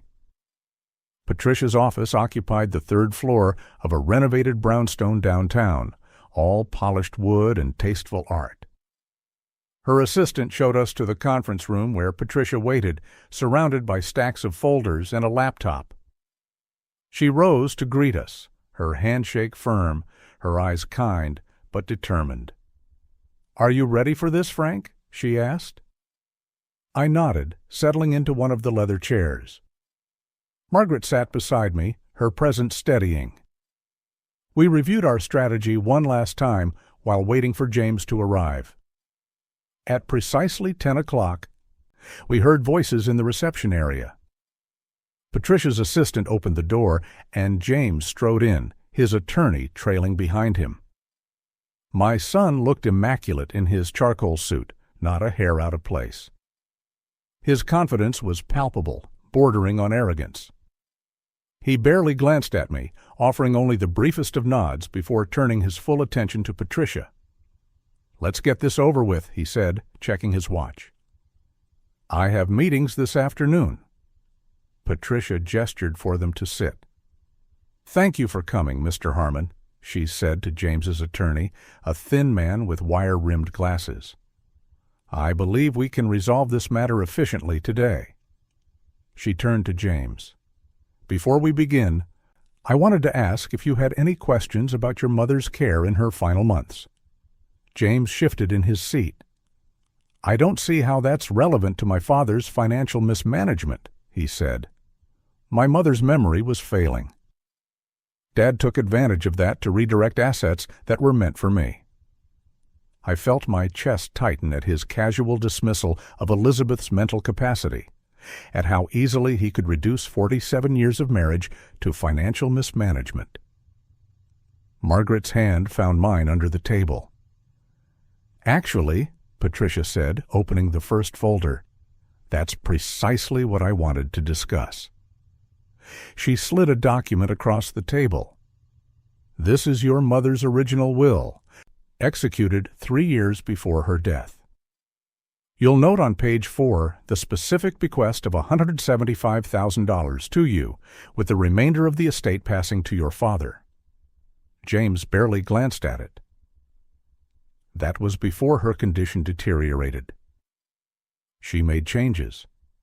"Yes, let's discuss those changes." Patricia opened another folder. "We have here the medical assessment from Dr. Winters, dated 14 months before your mother's passing, confirming her cognitive function was intact." She placed another document beside it. "And here is her neurologist's report from 2 months later, showing the same." James's attorney leaned forward, examining the documents. I watched my son's face, the first flicker of uncertainty crossing his features. "Now," Patricia continued, "I'd like to address the amended will you've presented." She opened her laptop, turning the screen toward them. "We've obtained the security footage from Riverdale Assisted Living for the dates you claim your mother signed these documents." She pressed play. The color drained from James's face as the video showed him entering his mother's room alone, carrying a briefcase. The timestamp matched the date on the amended will. 15 minutes later, he emerged, but the footage clearly showed Elizabeth had never left her bed during his visit. That's not," James stammered, his confident demeanor crumbling. His right eye developed a slight twitch. The camera angle is misleading. We also have the nurse's log, Patricia said, sliding another document forward. No visitors were permitted to conduct legal business without staff present. It was facility policy. James's attorney whispered something in his ear. My son's face had gone from pale to ashen. I'd seen that look once before, when he was 12, and I'd caught him stealing money from his mother's purse. The same panicked calculation played behind his eyes. Furthermore, Patricia continued, relentless but professional, we've had the signatures analyzed. She produced a report with side-by-side comparisons. The handwriting expert's conclusion is unequivocal. The signatures on these documents are forgeries. James's composure shattered completely. His hands began to tremble, and he shoved them under the table. A sheen of sweat appeared on his forehead. This is ridiculous, he snapped, his voice rising. My mother told me repeatedly she wanted me to have her investments. Dad never visited her.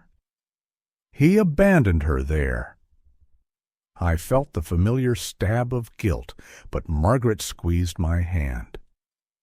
We both knew the truth. I'd visited Elizabeth 5 times weekly for 3 years, reading to her, bringing her favorite foods, sitting with her through good days and bad. We have the visitor logs, Patricia said quietly, placing another document on the growing pile. Your father visited 637 times over 3 years. You visited 24 times. James's face contorted with rage. This is a setup. You've manipulated everything. He turned to me, jabbing a finger. You couldn't stand that she loved me more. You've always been jealous of our relationship.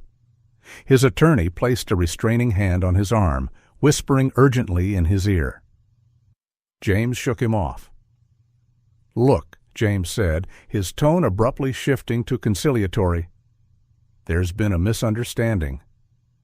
Mom and I discussed her wishes many times. Maybe she didn't follow proper procedure, but her intentions were clear. He leaned forward, his expression earnest. Dad, we can work this out between us. 50-50. That's fair, isn't it? No need for lawyers? I said nothing, watching as my son, the boy I'd taught to ride a bike, the teenager I'd helped through calculus, the man whose business I'd helped finance, tried to bargain his way out of his deception. Patricia cleared her throat. There's one more thing. She produced a final document. This is a criminal referral for forgery and attempted fraud. We haven't filed it yet. James's face went from bargaining to fury in an instant. He stood so abruptly, his chair toppled backward. File whatever you want. I'll contest everything. I'll drag this through every court for years, his voice cracked. You think you've won? You haven't seen what I'm capable of. He snatched up his briefcase, his hands shaking so badly he dropped it, scattering papers across the floor. This isn't over, he hissed, gathering them hastily before storming out. His attorney remained seated, looking uncomfortable. Perhaps we should discuss settlement options, he suggested quietly. I nodded to Patricia, who would handle the details. My mind was already elsewhere, wondering how we would handle the fallout from this confrontation and what new tactics James might employ now that his deception had been exposed. The battle had been won, but I feared the war was just beginning. I chose the restaurant carefully, a private booth at Marcello's where the owner owed me a favor from 30 years back. Neutral ground, but with enough privacy that whatever happened wouldn't become public spectacle. I arrived 20 minutes early, ordered a glass of Macallan 18, and waited. The amber liquid remained untouched as I rehearsed what I would say, the evidence I would present, and how I would maintain my composure no matter what transpired. At precisely 7 o'clock, Derek walked in, wearing the same confident smile he'd worn his entire life, the smile that had convinced me to sign over power of attorney, to add his name to accounts, to trust him with everything. "Dad," he said, sliding into the booth, "this is a pleasant surprise. You've been hard to reach lately." He signaled the waiter for a drink without asking what the occasion might be. His eyes darted to my untouched scotch, then back to my face, searching for clues. "Everything okay? You look serious." "I've been doing some accounting," I said, my voice steadier than I expected. "Going through statements, records, trying to understand some discrepancies." I placed a manila folder on the table between us, but kept my hand firmly on top of it. "There's $347,000 missing from accounts you've had access to over the past 18 months.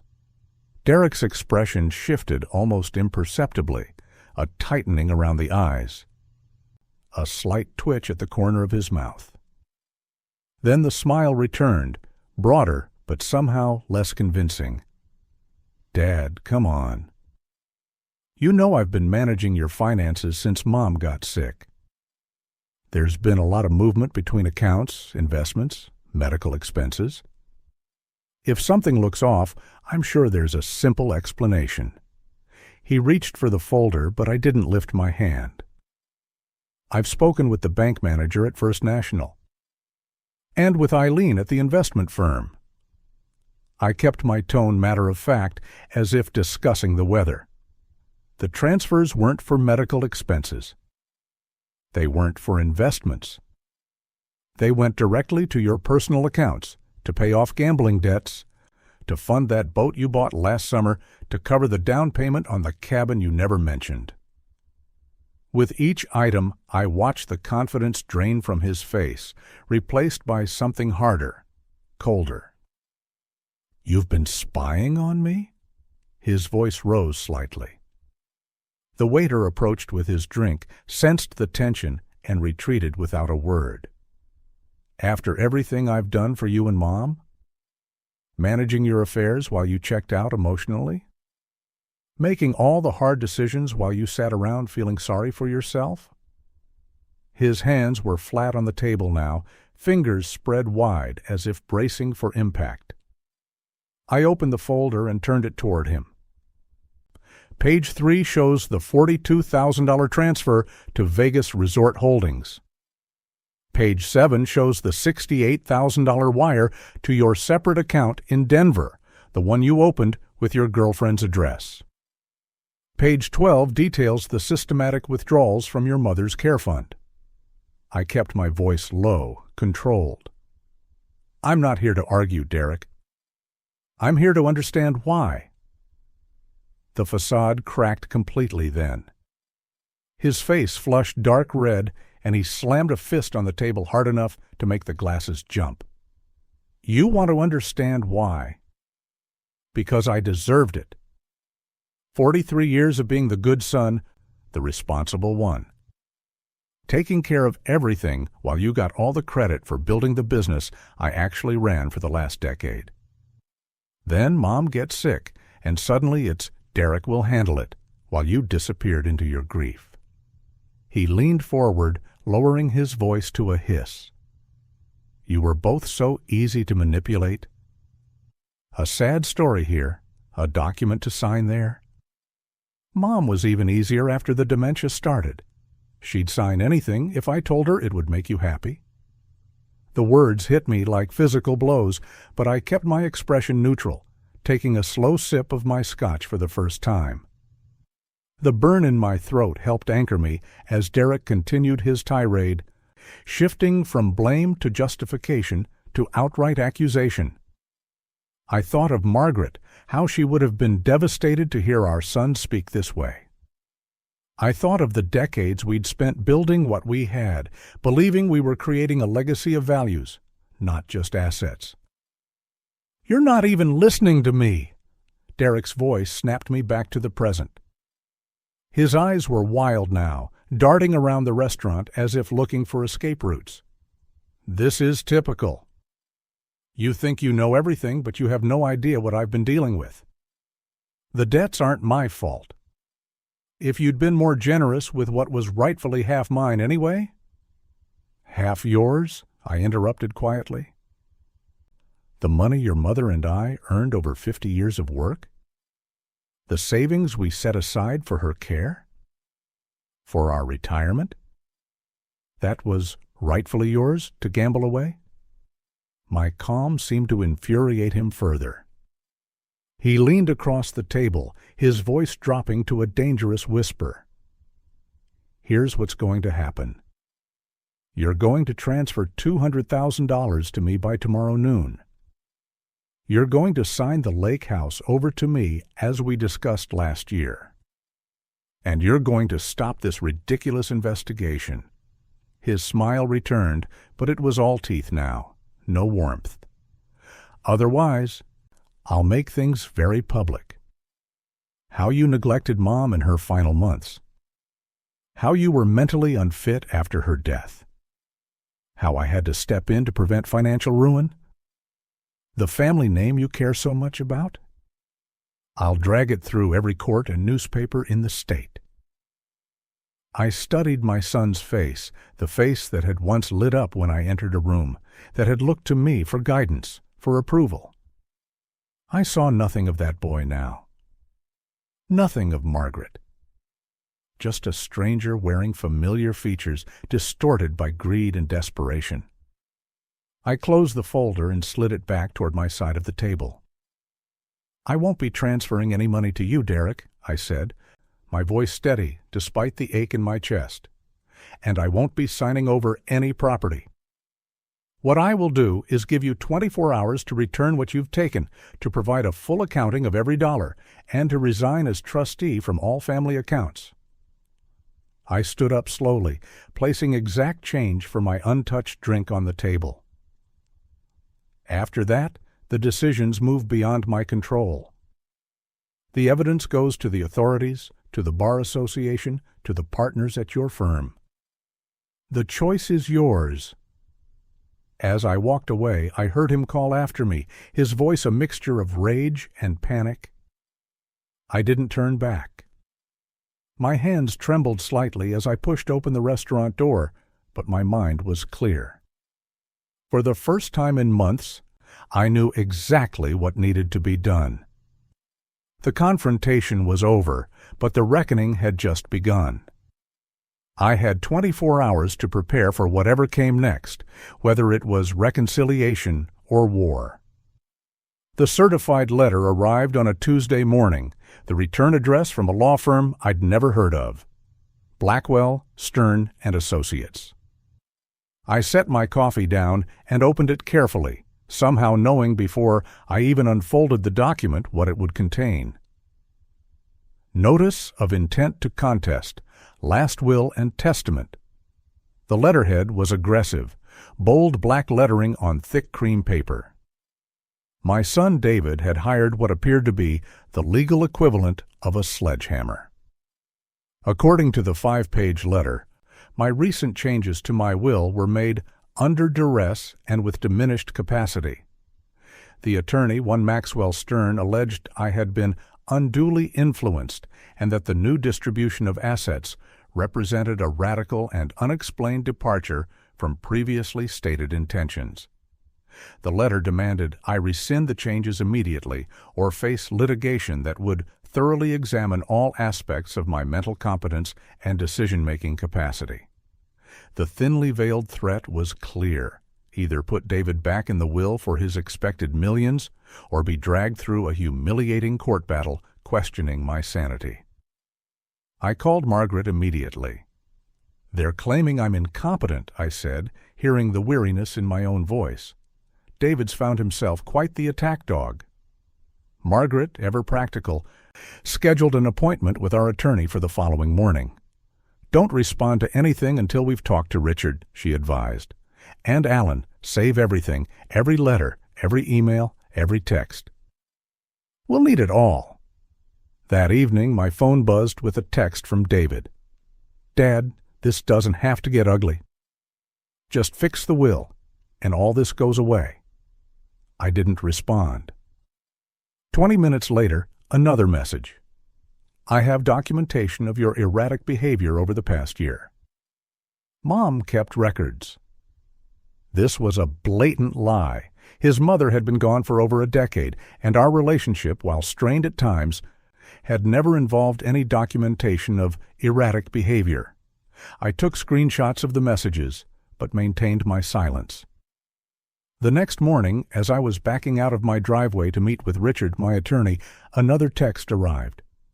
I have witnesses who will testify about your verbal abuse and threatening behavior toward me as a child. Is that what you want people to hear?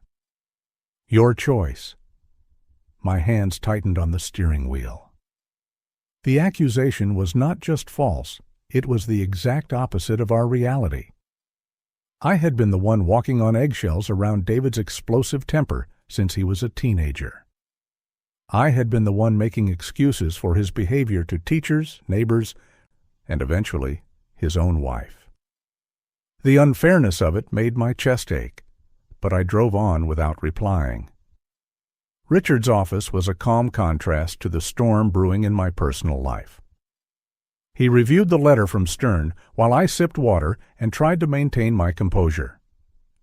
"This is largely posturing," Richard said finally, setting the letter down. "They're hoping to intimidate you into backing down without an actual court battle." He leaned forward, his expression serious but reassuring. "Alan, you had a full cognitive assessment just 3 months ago as part of our estate planning process. You scored in the 90th percentile for your age group. We have the neurologist's report. You've made consistent statements about your concerns regarding David's financial behavior for years. We have those documented too. And most importantly, you're not disinheriting him completely. You're placing his portion in a trust with reasonable conditions." "What about these threats to fabricate abuse allegations?" I asked, showing him the text messages. Richard's expression darkened. "That's actually helpful to us. It demonstrates attempted blackmail and coercion. Keep collecting these, don't respond. But don't block him either." He made copies of the screenshots for his files. As for legal standing, he has virtually none. The standard for proving undue influence or diminished capacity is extremely high. They would need to show you were essentially manipulated or mentally incompetent when you made these changes. We have substantial evidence to the contrary. Over the next week, David escalated his campaign. He sent emails to my siblings claiming I was being controlled by Margaret, whom he characterized as a gold digger despite her own substantial wealth. He called my brother Thomas at midnight, apparently intoxicated, ranting about how I had always favored his younger sister. He even approached 2 of my oldest friends at their country club, creating such a scene that security was called. Through it all, I maintained my silence, collecting each piece of evidence as Richard had advised. The most difficult moment came when David sent a group email to several extended family members, including cousins I hadn't spoken to in years. "I'm worried about Dad's mental decline," he wrote, painting himself as the concerned son. "He's making irrational financial decisions and has fallen under the influence of his new wife. If you've noticed anything concerning in his behavior, please contact my attorney." 3 relatives called me that day, confused and worried. I explained the situation calmly, without vilifying David, simply stating that we were having a disagreement about estate planning and that my cognitive health was excellent. "Come visit any time," I told each of them. "You'll see I'm the same as always." 2 of them took me up on the offer within days, and both left reassured. Exactly 17 days after the initial letter, Richard called with news. "Stern wants a meeting," he said, and I could hear the satisfaction in his voice. "Just attorneys? No clients?" "Tomorrow at 11. The next day stretched endlessly as I waited for Richard's call. It finally came at nearly 4 in the afternoon. "It's over," he said simply. "Stern is withdrawing from the case." According to Richard, the meeting had been brief and decisive. He had presented Stern with our evidence, my cognitive assessment, the documented history of concerns about David's financial behavior, statements from my financial advisor about David's attempts to access my accounts, and, most damning, the text messages threatening to fabricate abuse allegations if I didn't change my will. When I showed him those texts, Richard said, his whole demeanor changed. He asked for a break, made a phone call, and came back saying he could no longer represent David in this matter. He's sending a formal withdrawal letter to David today. I felt no triumph, only a profound sadness mixed with relief. The immediate threat had passed, but the damage to my relationship with my son seemed irreparable. As I sat on my back porch that evening, watching the sunset paint the sky in shades of orange and purple, I wondered what David would do next. The legal avenue had failed him, but I knew my son well enough to know he wouldn't simply accept defeat.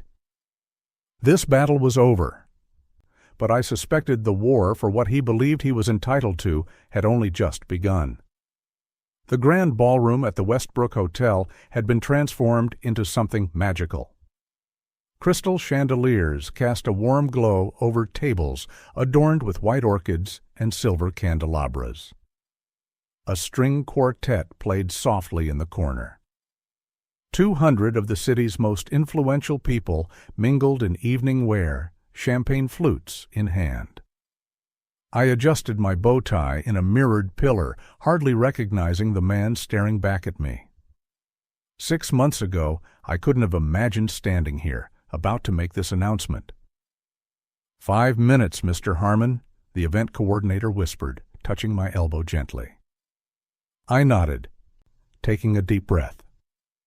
The $1.8 million donation, nearly everything I'd recovered from Margaret and Thomas's scheme, would establish the Elizabeth Harmon Cancer Research Foundation tonight. I'd chosen to name it after Margaret, not out of forgiveness, but because despite everything that happened between us, cancer had taken her too soon. Some wounds transcend betrayal.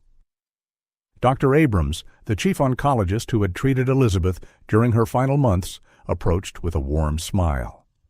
James, this is extraordinary. The foundation will fund research that could save countless lives. He clasped my hand between both of his. Elizabeth would be proud. I wasn't so sure about that, but I nodded anyway. This wasn't about Elizabeth's approval anymore. It was about reclaiming my own narrative, transforming loss and betrayal into something meaningful. The lights dimmed slightly, and the hospital's board chairman took the podium. I listened as he spoke about the devastating impact of pancreatic cancer, the same disease that had taken Elizabeth 3 years ago. My speech cards felt heavy in my pocket. I'd rehearsed countless times, determined to get through this without my voice breaking. When the chairman called my name, applause rippled through the ballroom. I stood, straightened my jacket, and walked toward the stage. I was halfway through my speech when I noticed a commotion at the entrance. The double doors swung open with unnecessary force. Thomas stumbled in, his tie askew, hair disheveled. Even from 20 feet away, I could see his eyes were bloodshot. My words faltered for just a moment before I continued. The Elizabeth Harmon Foundation will initially focus on early detection methods, which remain our best hope for— You hypocritical bastard! Thomas's voice cut through the room like a thunderclap. The string quartet abruptly stopped playing. 200 heads turned toward my son as he staggered forward. Using Mom's name after what you did to her? Security personnel materialized at the edges of the room, moving cautiously toward him. I gripped the podium, my knuckles white, but kept my face neutral. Ladies and gentlemen, please excuse the interruption, I said evenly into the microphone. As I was saying, early detection remains our best hope. But Thomas wasn't finished. He lurched forward, knocking into a server who dropped a tray of champagne flutes with a spectacular crash. "Tell them, Dad. Tell them how you cut her off when she got sick. How you made her beg for money while you were traveling the world." His voice cracked with emotion, but I recognized the calculated performance beneath it, the same one he'd perfected in courtrooms. The irony wasn't lost on me. He was accusing me of the very thing he and Margaret had done. Several guests began whispering. I saw Patricia, my attorney, rise slightly from her seat, concern etched on her face. I gave her a subtle shake of my head. "My son is going through a difficult time," I said calmly into the microphone. "I ask for your understanding." The security guards had reached Thomas now, each taking an arm. He struggled against them, his face contorted with rage or perhaps something deeper, the realization that he'd lost control of the narrative he'd so carefully constructed. "You're all being fooled," he shouted as they guided him toward the exit. "He's using Mom's death for publicity. Ask him about the offshore accounts. Ask him where he really got the money." The doors closed behind them, and a heavy silence fell over the ballroom. I stood motionless at the podium, feeling 200 pairs of eyes on me. This was the moment that would define everything.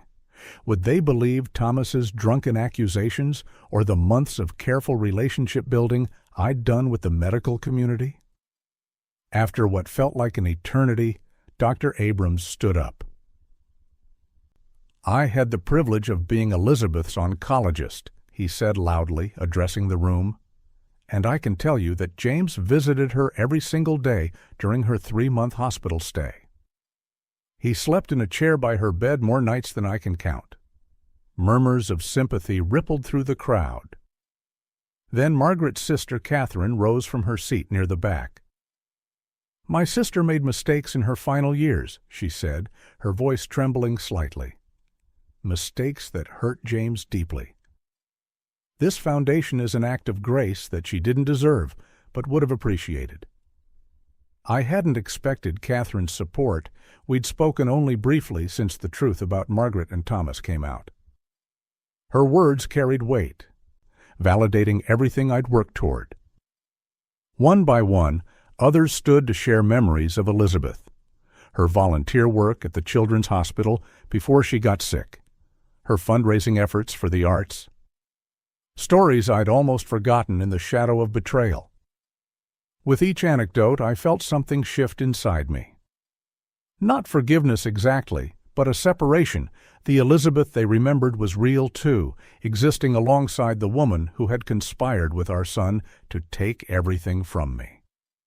When I finally concluded my speech and announced the Foundation's first research grant of $250,000, the standing ovation lasted nearly 2 minutes. As people lined up to shake my hand afterward, I caught sight of Patricia giving me a subtle thumbs up from across the room. We both knew Thomas's outburst had backfired spectacularly, cementing public opinion in my favor rather than damaging it. The victory felt hollow and complete all at once, a bittersweet triumph built on ruins I never wanted to create. Later that night, as the last guests departed and the staff began clearing tables, I stood alone by the floor-to-ceiling windows overlooking the city lights. My reflection stared back at me, older, certainly, but somehow unburdened. Tomorrow I would need to decide how to handle Thomas's increasingly desperate attempts to discredit me. But tonight, watching the Foundation's name illuminated on the commemorative plaque in the hotel lobby, I allowed myself to feel something I hadn't experienced in years, the quiet satisfaction of having done the right thing, even when no one would have blamed me for doing otherwise. The seasons changed while my world settled into its new shape. 3 months passed without a word from Tyler. No calls, no texts, no unexpected visits. The silence was both a relief and a hollow space I couldn't quite fill. Spring bloomed across the property Margaret and I had once shared. wildflowers pushing through soil that no longer felt like quicksand beneath my feet. I'd stopped jumping at the sound of the mail truck, stopped expecting to see his number on my phone, stopped rehearsing conversations we might have if we ever spoke again. The foundation work kept me busy, gave me purpose beyond my own healing. We'd funded 3 small business grants for women escaping domestic violence, established a scholarship program for first-generation college students, and partnered with a financial literacy program aimed at helping young adults avoid the pitfalls of debt. Each board meeting felt more natural than the last. Diane had proven herself not just capable, but visionary, pushing us to consider community needs I might have overlooked. "You're getting good at this," she told me after we approved a $75,000 grant for a rural healthcare initiative. "You found your footing." My new apartment overlooked a small park where I'd taken to walking each evening. 2 bedrooms instead of 5, no pool, no 3-car garage, no ghosts. The downsizing felt like shedding an ill-fitting suit. I'd kept only what mattered: my father's desk, my mother's reading chair, the collection of first edition novels Margaret and I had hunted down in used bookstores across 3 states during our first decade together. The rest I'd sold or donated, each item released like letting go of a breath held too long. I'd made peace mostly with the truth about my marriage. 42 years viewed through a new lens. Not all of it had been a lie. I believed that now.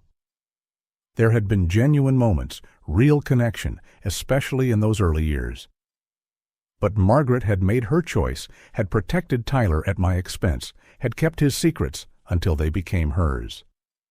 Some nights I still woke reaching for her, confused by the empty space beside me. Other nights I slept more soundly than I had in years. As for Tyler, I'd stopped trying to reconcile the son I thought I knew with the man who'd systematically manipulated me. The anger had cooled from a raging fire to smoldering embers. I no longer spent hours retracing every conversation, looking for clues I'd missed. The money was gone, $380,000 over 8 years, but I'd stopped calculating what it might have been worth if invested differently. Some losses can't be quantified. That Tuesday in June started like any other. Coffee on my small balcony. A text from my sister about her upcoming visit. A meeting with the foundation's legal team scheduled for the afternoon. Then the mail came, earlier than usual. Among the bills and advertisements was an envelope with unfamiliar handwriting. The return address read Pinewood Recovery Center with a P.O. box in Arizona. My hands weren't entirely steady as I opened it. The letter inside covered 3 pages, front and back, in Tyler's distinctive scrawl, more cramped than I remembered, as if he'd been pressing too hard on the pen. "Dad," it began, "I've written this letter 17 times. Each version seemed more inadequate than the last. There's no way to undo what I've done, no words that can repair the damage. But I owe you the truth, even if it's the last thing you ever hear from me." He wrote about the gambling that had started in college, small bets that grew into an obsession. How he'd convinced himself each time that one big win would fix everything. How the debt had mounted until he felt trapped. The first time he'd asked me for money, he'd genuinely intended to pay it back. But then came the second time. And the third, until lying became easier than facing what he'd become. "Mom knew some of it," he wrote. "Not the extent, not the amounts. She caught me in a lie about 5 years ago. Made me promise to get help. I did, for a while. Then convinced her I was better. She wanted to believe me. We both used that against you, and there's no excuse for it." He described hitting bottom 2 months after our confrontation. Losing his job. His girlfriend leaving when she discovered he'd taken money from her savings. sleeping in his car for 3 weeks before calling an old college friend who worked in addiction services. The friend had helped him secure a spot at Pinewood, where he'd been for 63 days. "I'm not asking for forgiveness," he wrote near the end. "I'm not asking for another chance or for financial help. I've done enough taking. I just wanted you to know that I understand what I did to you, that I see it clearly now, that I'm sorry in a way that goes beyond words. You deserved better from your son. You deserve better from Mom. Whatever you decide about our relationship going forward, even if that means never speaking to me again, I'll respect your choice." He'd included his counselor's contact information in case I wanted to verify anything he'd written. The letter was signed simply Tyler. I sat with that letter for a long time, reading it 3 times through. The park below filled with afternoon visitors, mothers with strollers, an elderly man walking a small dog, teenagers sprawled on the grass. Normal life continuing while I tried to process this unexpected bridge across the chasm between my son and me. Part of me wanted to dismiss it as another manipulation. The skepticism I developed these past months wasn't easily set aside. But there was something in the unvarnished nature of his words that felt different from his previous performances. That evening, I called Dr. Levine. We'd continued our sessions, scaling back to twice monthly as I'd found my footing. "It's possible this represents genuine change," she said after I'd read her portions of the letter. "Addiction treatment, when taken seriously, can create profound shifts in perspective. But it's also reasonable to proceed with caution. Trust is rebuilt slowly, through consistent actions over time." I folded the letter and placed it in my desk drawer before bed. No response seemed right. Not yet. I needed time to consider what, if anything, I was willing to risk. Whether conditional forgiveness was possible. Whether I could separate the son I'd raised from the addiction that had consumed him. As I drifted toward sleep, I realized I felt something I hadn't expected. Not just anger or hurt, but a fragile, cautious hope. Tomorrow, I decided, I would call the counselor. Not to make any promises, but to ask questions. To gather information. To begin, perhaps, the long process of understanding whether a new kind of relationship might be possible. The trust fund paperwork sat on my desk, 38 pages of legal language that represented both a boundary and a bridge. After weeks of consultations with Eleanor, my attorney, we had finalized what I hoped would be the framework for rebuilding what had been broken. Not just a financial structure, but a pathway for my son. The document established a controlled trust of $320,000, money that would have been Ryan's inheritance outright if circumstances had been different. Now it would serve a different purpose. "These terms are strict but fair," Eleanor had said during our final review.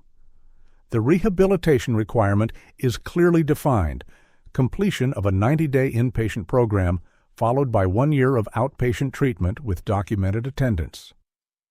The employment clause requires 6 consecutive months at the same job before the monthly allowance increases from $1,200 to $1,800. She had paused then, looking at me over her reading glasses. "And the volunteer work at the cancer center, that's personal, isn't it?" It was. Catherine had spent her final months there. The staff had shown such compassion during those dark days. I wanted Ryan to experience that environment, to give something back to the place that had cared for his mother. The requirement was specific, 8 hours weekly for a minimum of 6 months. Not just showing up, but actively participating in the volunteer program. The center director, Marcus, had agreed to provide quarterly assessments of Ryan's commitment and attitude. I signed the documents that afternoon, my signature steady across each designated line. This wasn't punishment. It was the structure Ryan had never given himself, the accountability he'd always managed to sidestep. The trust included provisions for education expenses should he decide to return to college, and health care coverage to ensure his treatment wouldn't be interrupted by financial concerns. There were milestone bonuses built in: $5,000 for completing 1 year sober, $10,000 for maintaining employment for 2 years, additional funds for completing vocational training or degree programs. When Ryan was released from county detention 3 days later, I picked him up myself. He looked thinner, his eyes clearer than they had been in years. The 45 days he'd served for the theft charges had been reduced from the original sentence due to his participation in the jail's substance abuse program. We drove in silence for the first 10 minutes before stopping at a diner just off the highway. "I've established a trust for you," I said after we'd ordered coffee. I slid a folder across the table containing a simplified summary of the terms. "This isn't a gift. It's not an inheritance. It's a framework." He read through the pages slowly, his expression shifting from hope to disappointment, and finally settling into something resembling acceptance. "So I don't get anything unless I jump through all these hoops," he said, but the usual edge was missing from his voice. "You get support," I corrected him. "You get a chance to rebuild. You get structure and incentives to make better choices." I tapped the page outlining the rehabilitation requirement. "Your intake appointment at Lakeside Recovery is tomorrow morning. I've already paid for the 90-day program. After that, the trust covers continued outpatient treatment as long as you participate fully." Ryan stared into his coffee. "And if I refuse?" "Then the trust remains inactive. The money sits there until you're ready. I've arranged for a small room at the halfway house near Lakeside. That's covered separately for 30 days. After that, it's up to you." I paused, making sure he understood the gravity of the moment. "I'm not abandoning you, Ryan. I'm just not enabling you anymore." The next morning, I drove him to Lakeside. He carried a single duffel bag containing the few possessions he hadn't sold or lost over the years. At the entrance, he hesitated. "Dad," he said, his voice smaller than I'd heard it since he was a child, "what if I can't do this?" "You can," I said, "one day at a time. That's all anyone can do." After he disappeared through the doors with an intake counselor, I drove to the cemetery. It was a clear October afternoon, the kind Catherine had loved, with red and gold leaves spiraling down around the granite markers. I brushed a few leaves from her headstone and sat on the small bench I'd installed years ago. "I think he's going to try this time, Cat," I said, feeling the familiar ache of speaking to silence. "I've done what I can to create a path for him. Not an easy one, but a possible one." A chickadee landed on a nearby branch, tilting its head as if listening. "The trust is set up the way we always discussed, with the guardrails we should have established years ago." The wind picked up, sending more leaves dancing across the cemetery grounds. I told Catherine about the Cancer Center volunteer requirement, imagining her approval. She had always believed in service as a way to gain perspective. "He'll see what real struggle looks like," I said. "Maybe it will help him appreciate his own chances." I wasn't naive enough to believe this was guaranteed to work. Recovery statistics weren't encouraging, and Ryan had relapsed before.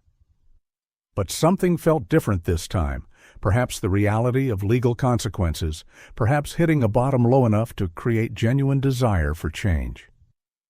Or maybe it was simply that I had finally found the balance between support and accountability that had eluded me for so long. "I don't know if he'll make it, Cat," I admitted, watching the shadows lengthen across the cemetery. "But I do know I've finally stopped trying to protect him from his own choices." The trust gives him a framework, but he has to build something within it. I traced her name on the cool stone. You always said love without boundaries isn't really love at all. It took me too long to understand that. As I stood to leave, I felt a certain peace settle over me. Not the peace of resolution. Ryan's journey was just beginning. And there would be difficult days ahead, but the peace of knowing I had finally found the right balance. Love required both compassion and accountability. It meant being willing to watch someone you love struggle toward growth rather than shielding them from necessary pain. It meant believing in their capacity to rise while accepting you couldn't rise for them. I would visit Ryan at Lakeside next week. I would attend the family sessions the counselors recommended. I would continue meeting with my own support group for families of addicts. And I would return to this cemetery bench regularly, keeping Catherine updated on our son's progress, whatever form it took. The path forward wasn't clear, but for the first time in years, at least there was a path. And sometimes that's enough to begin again.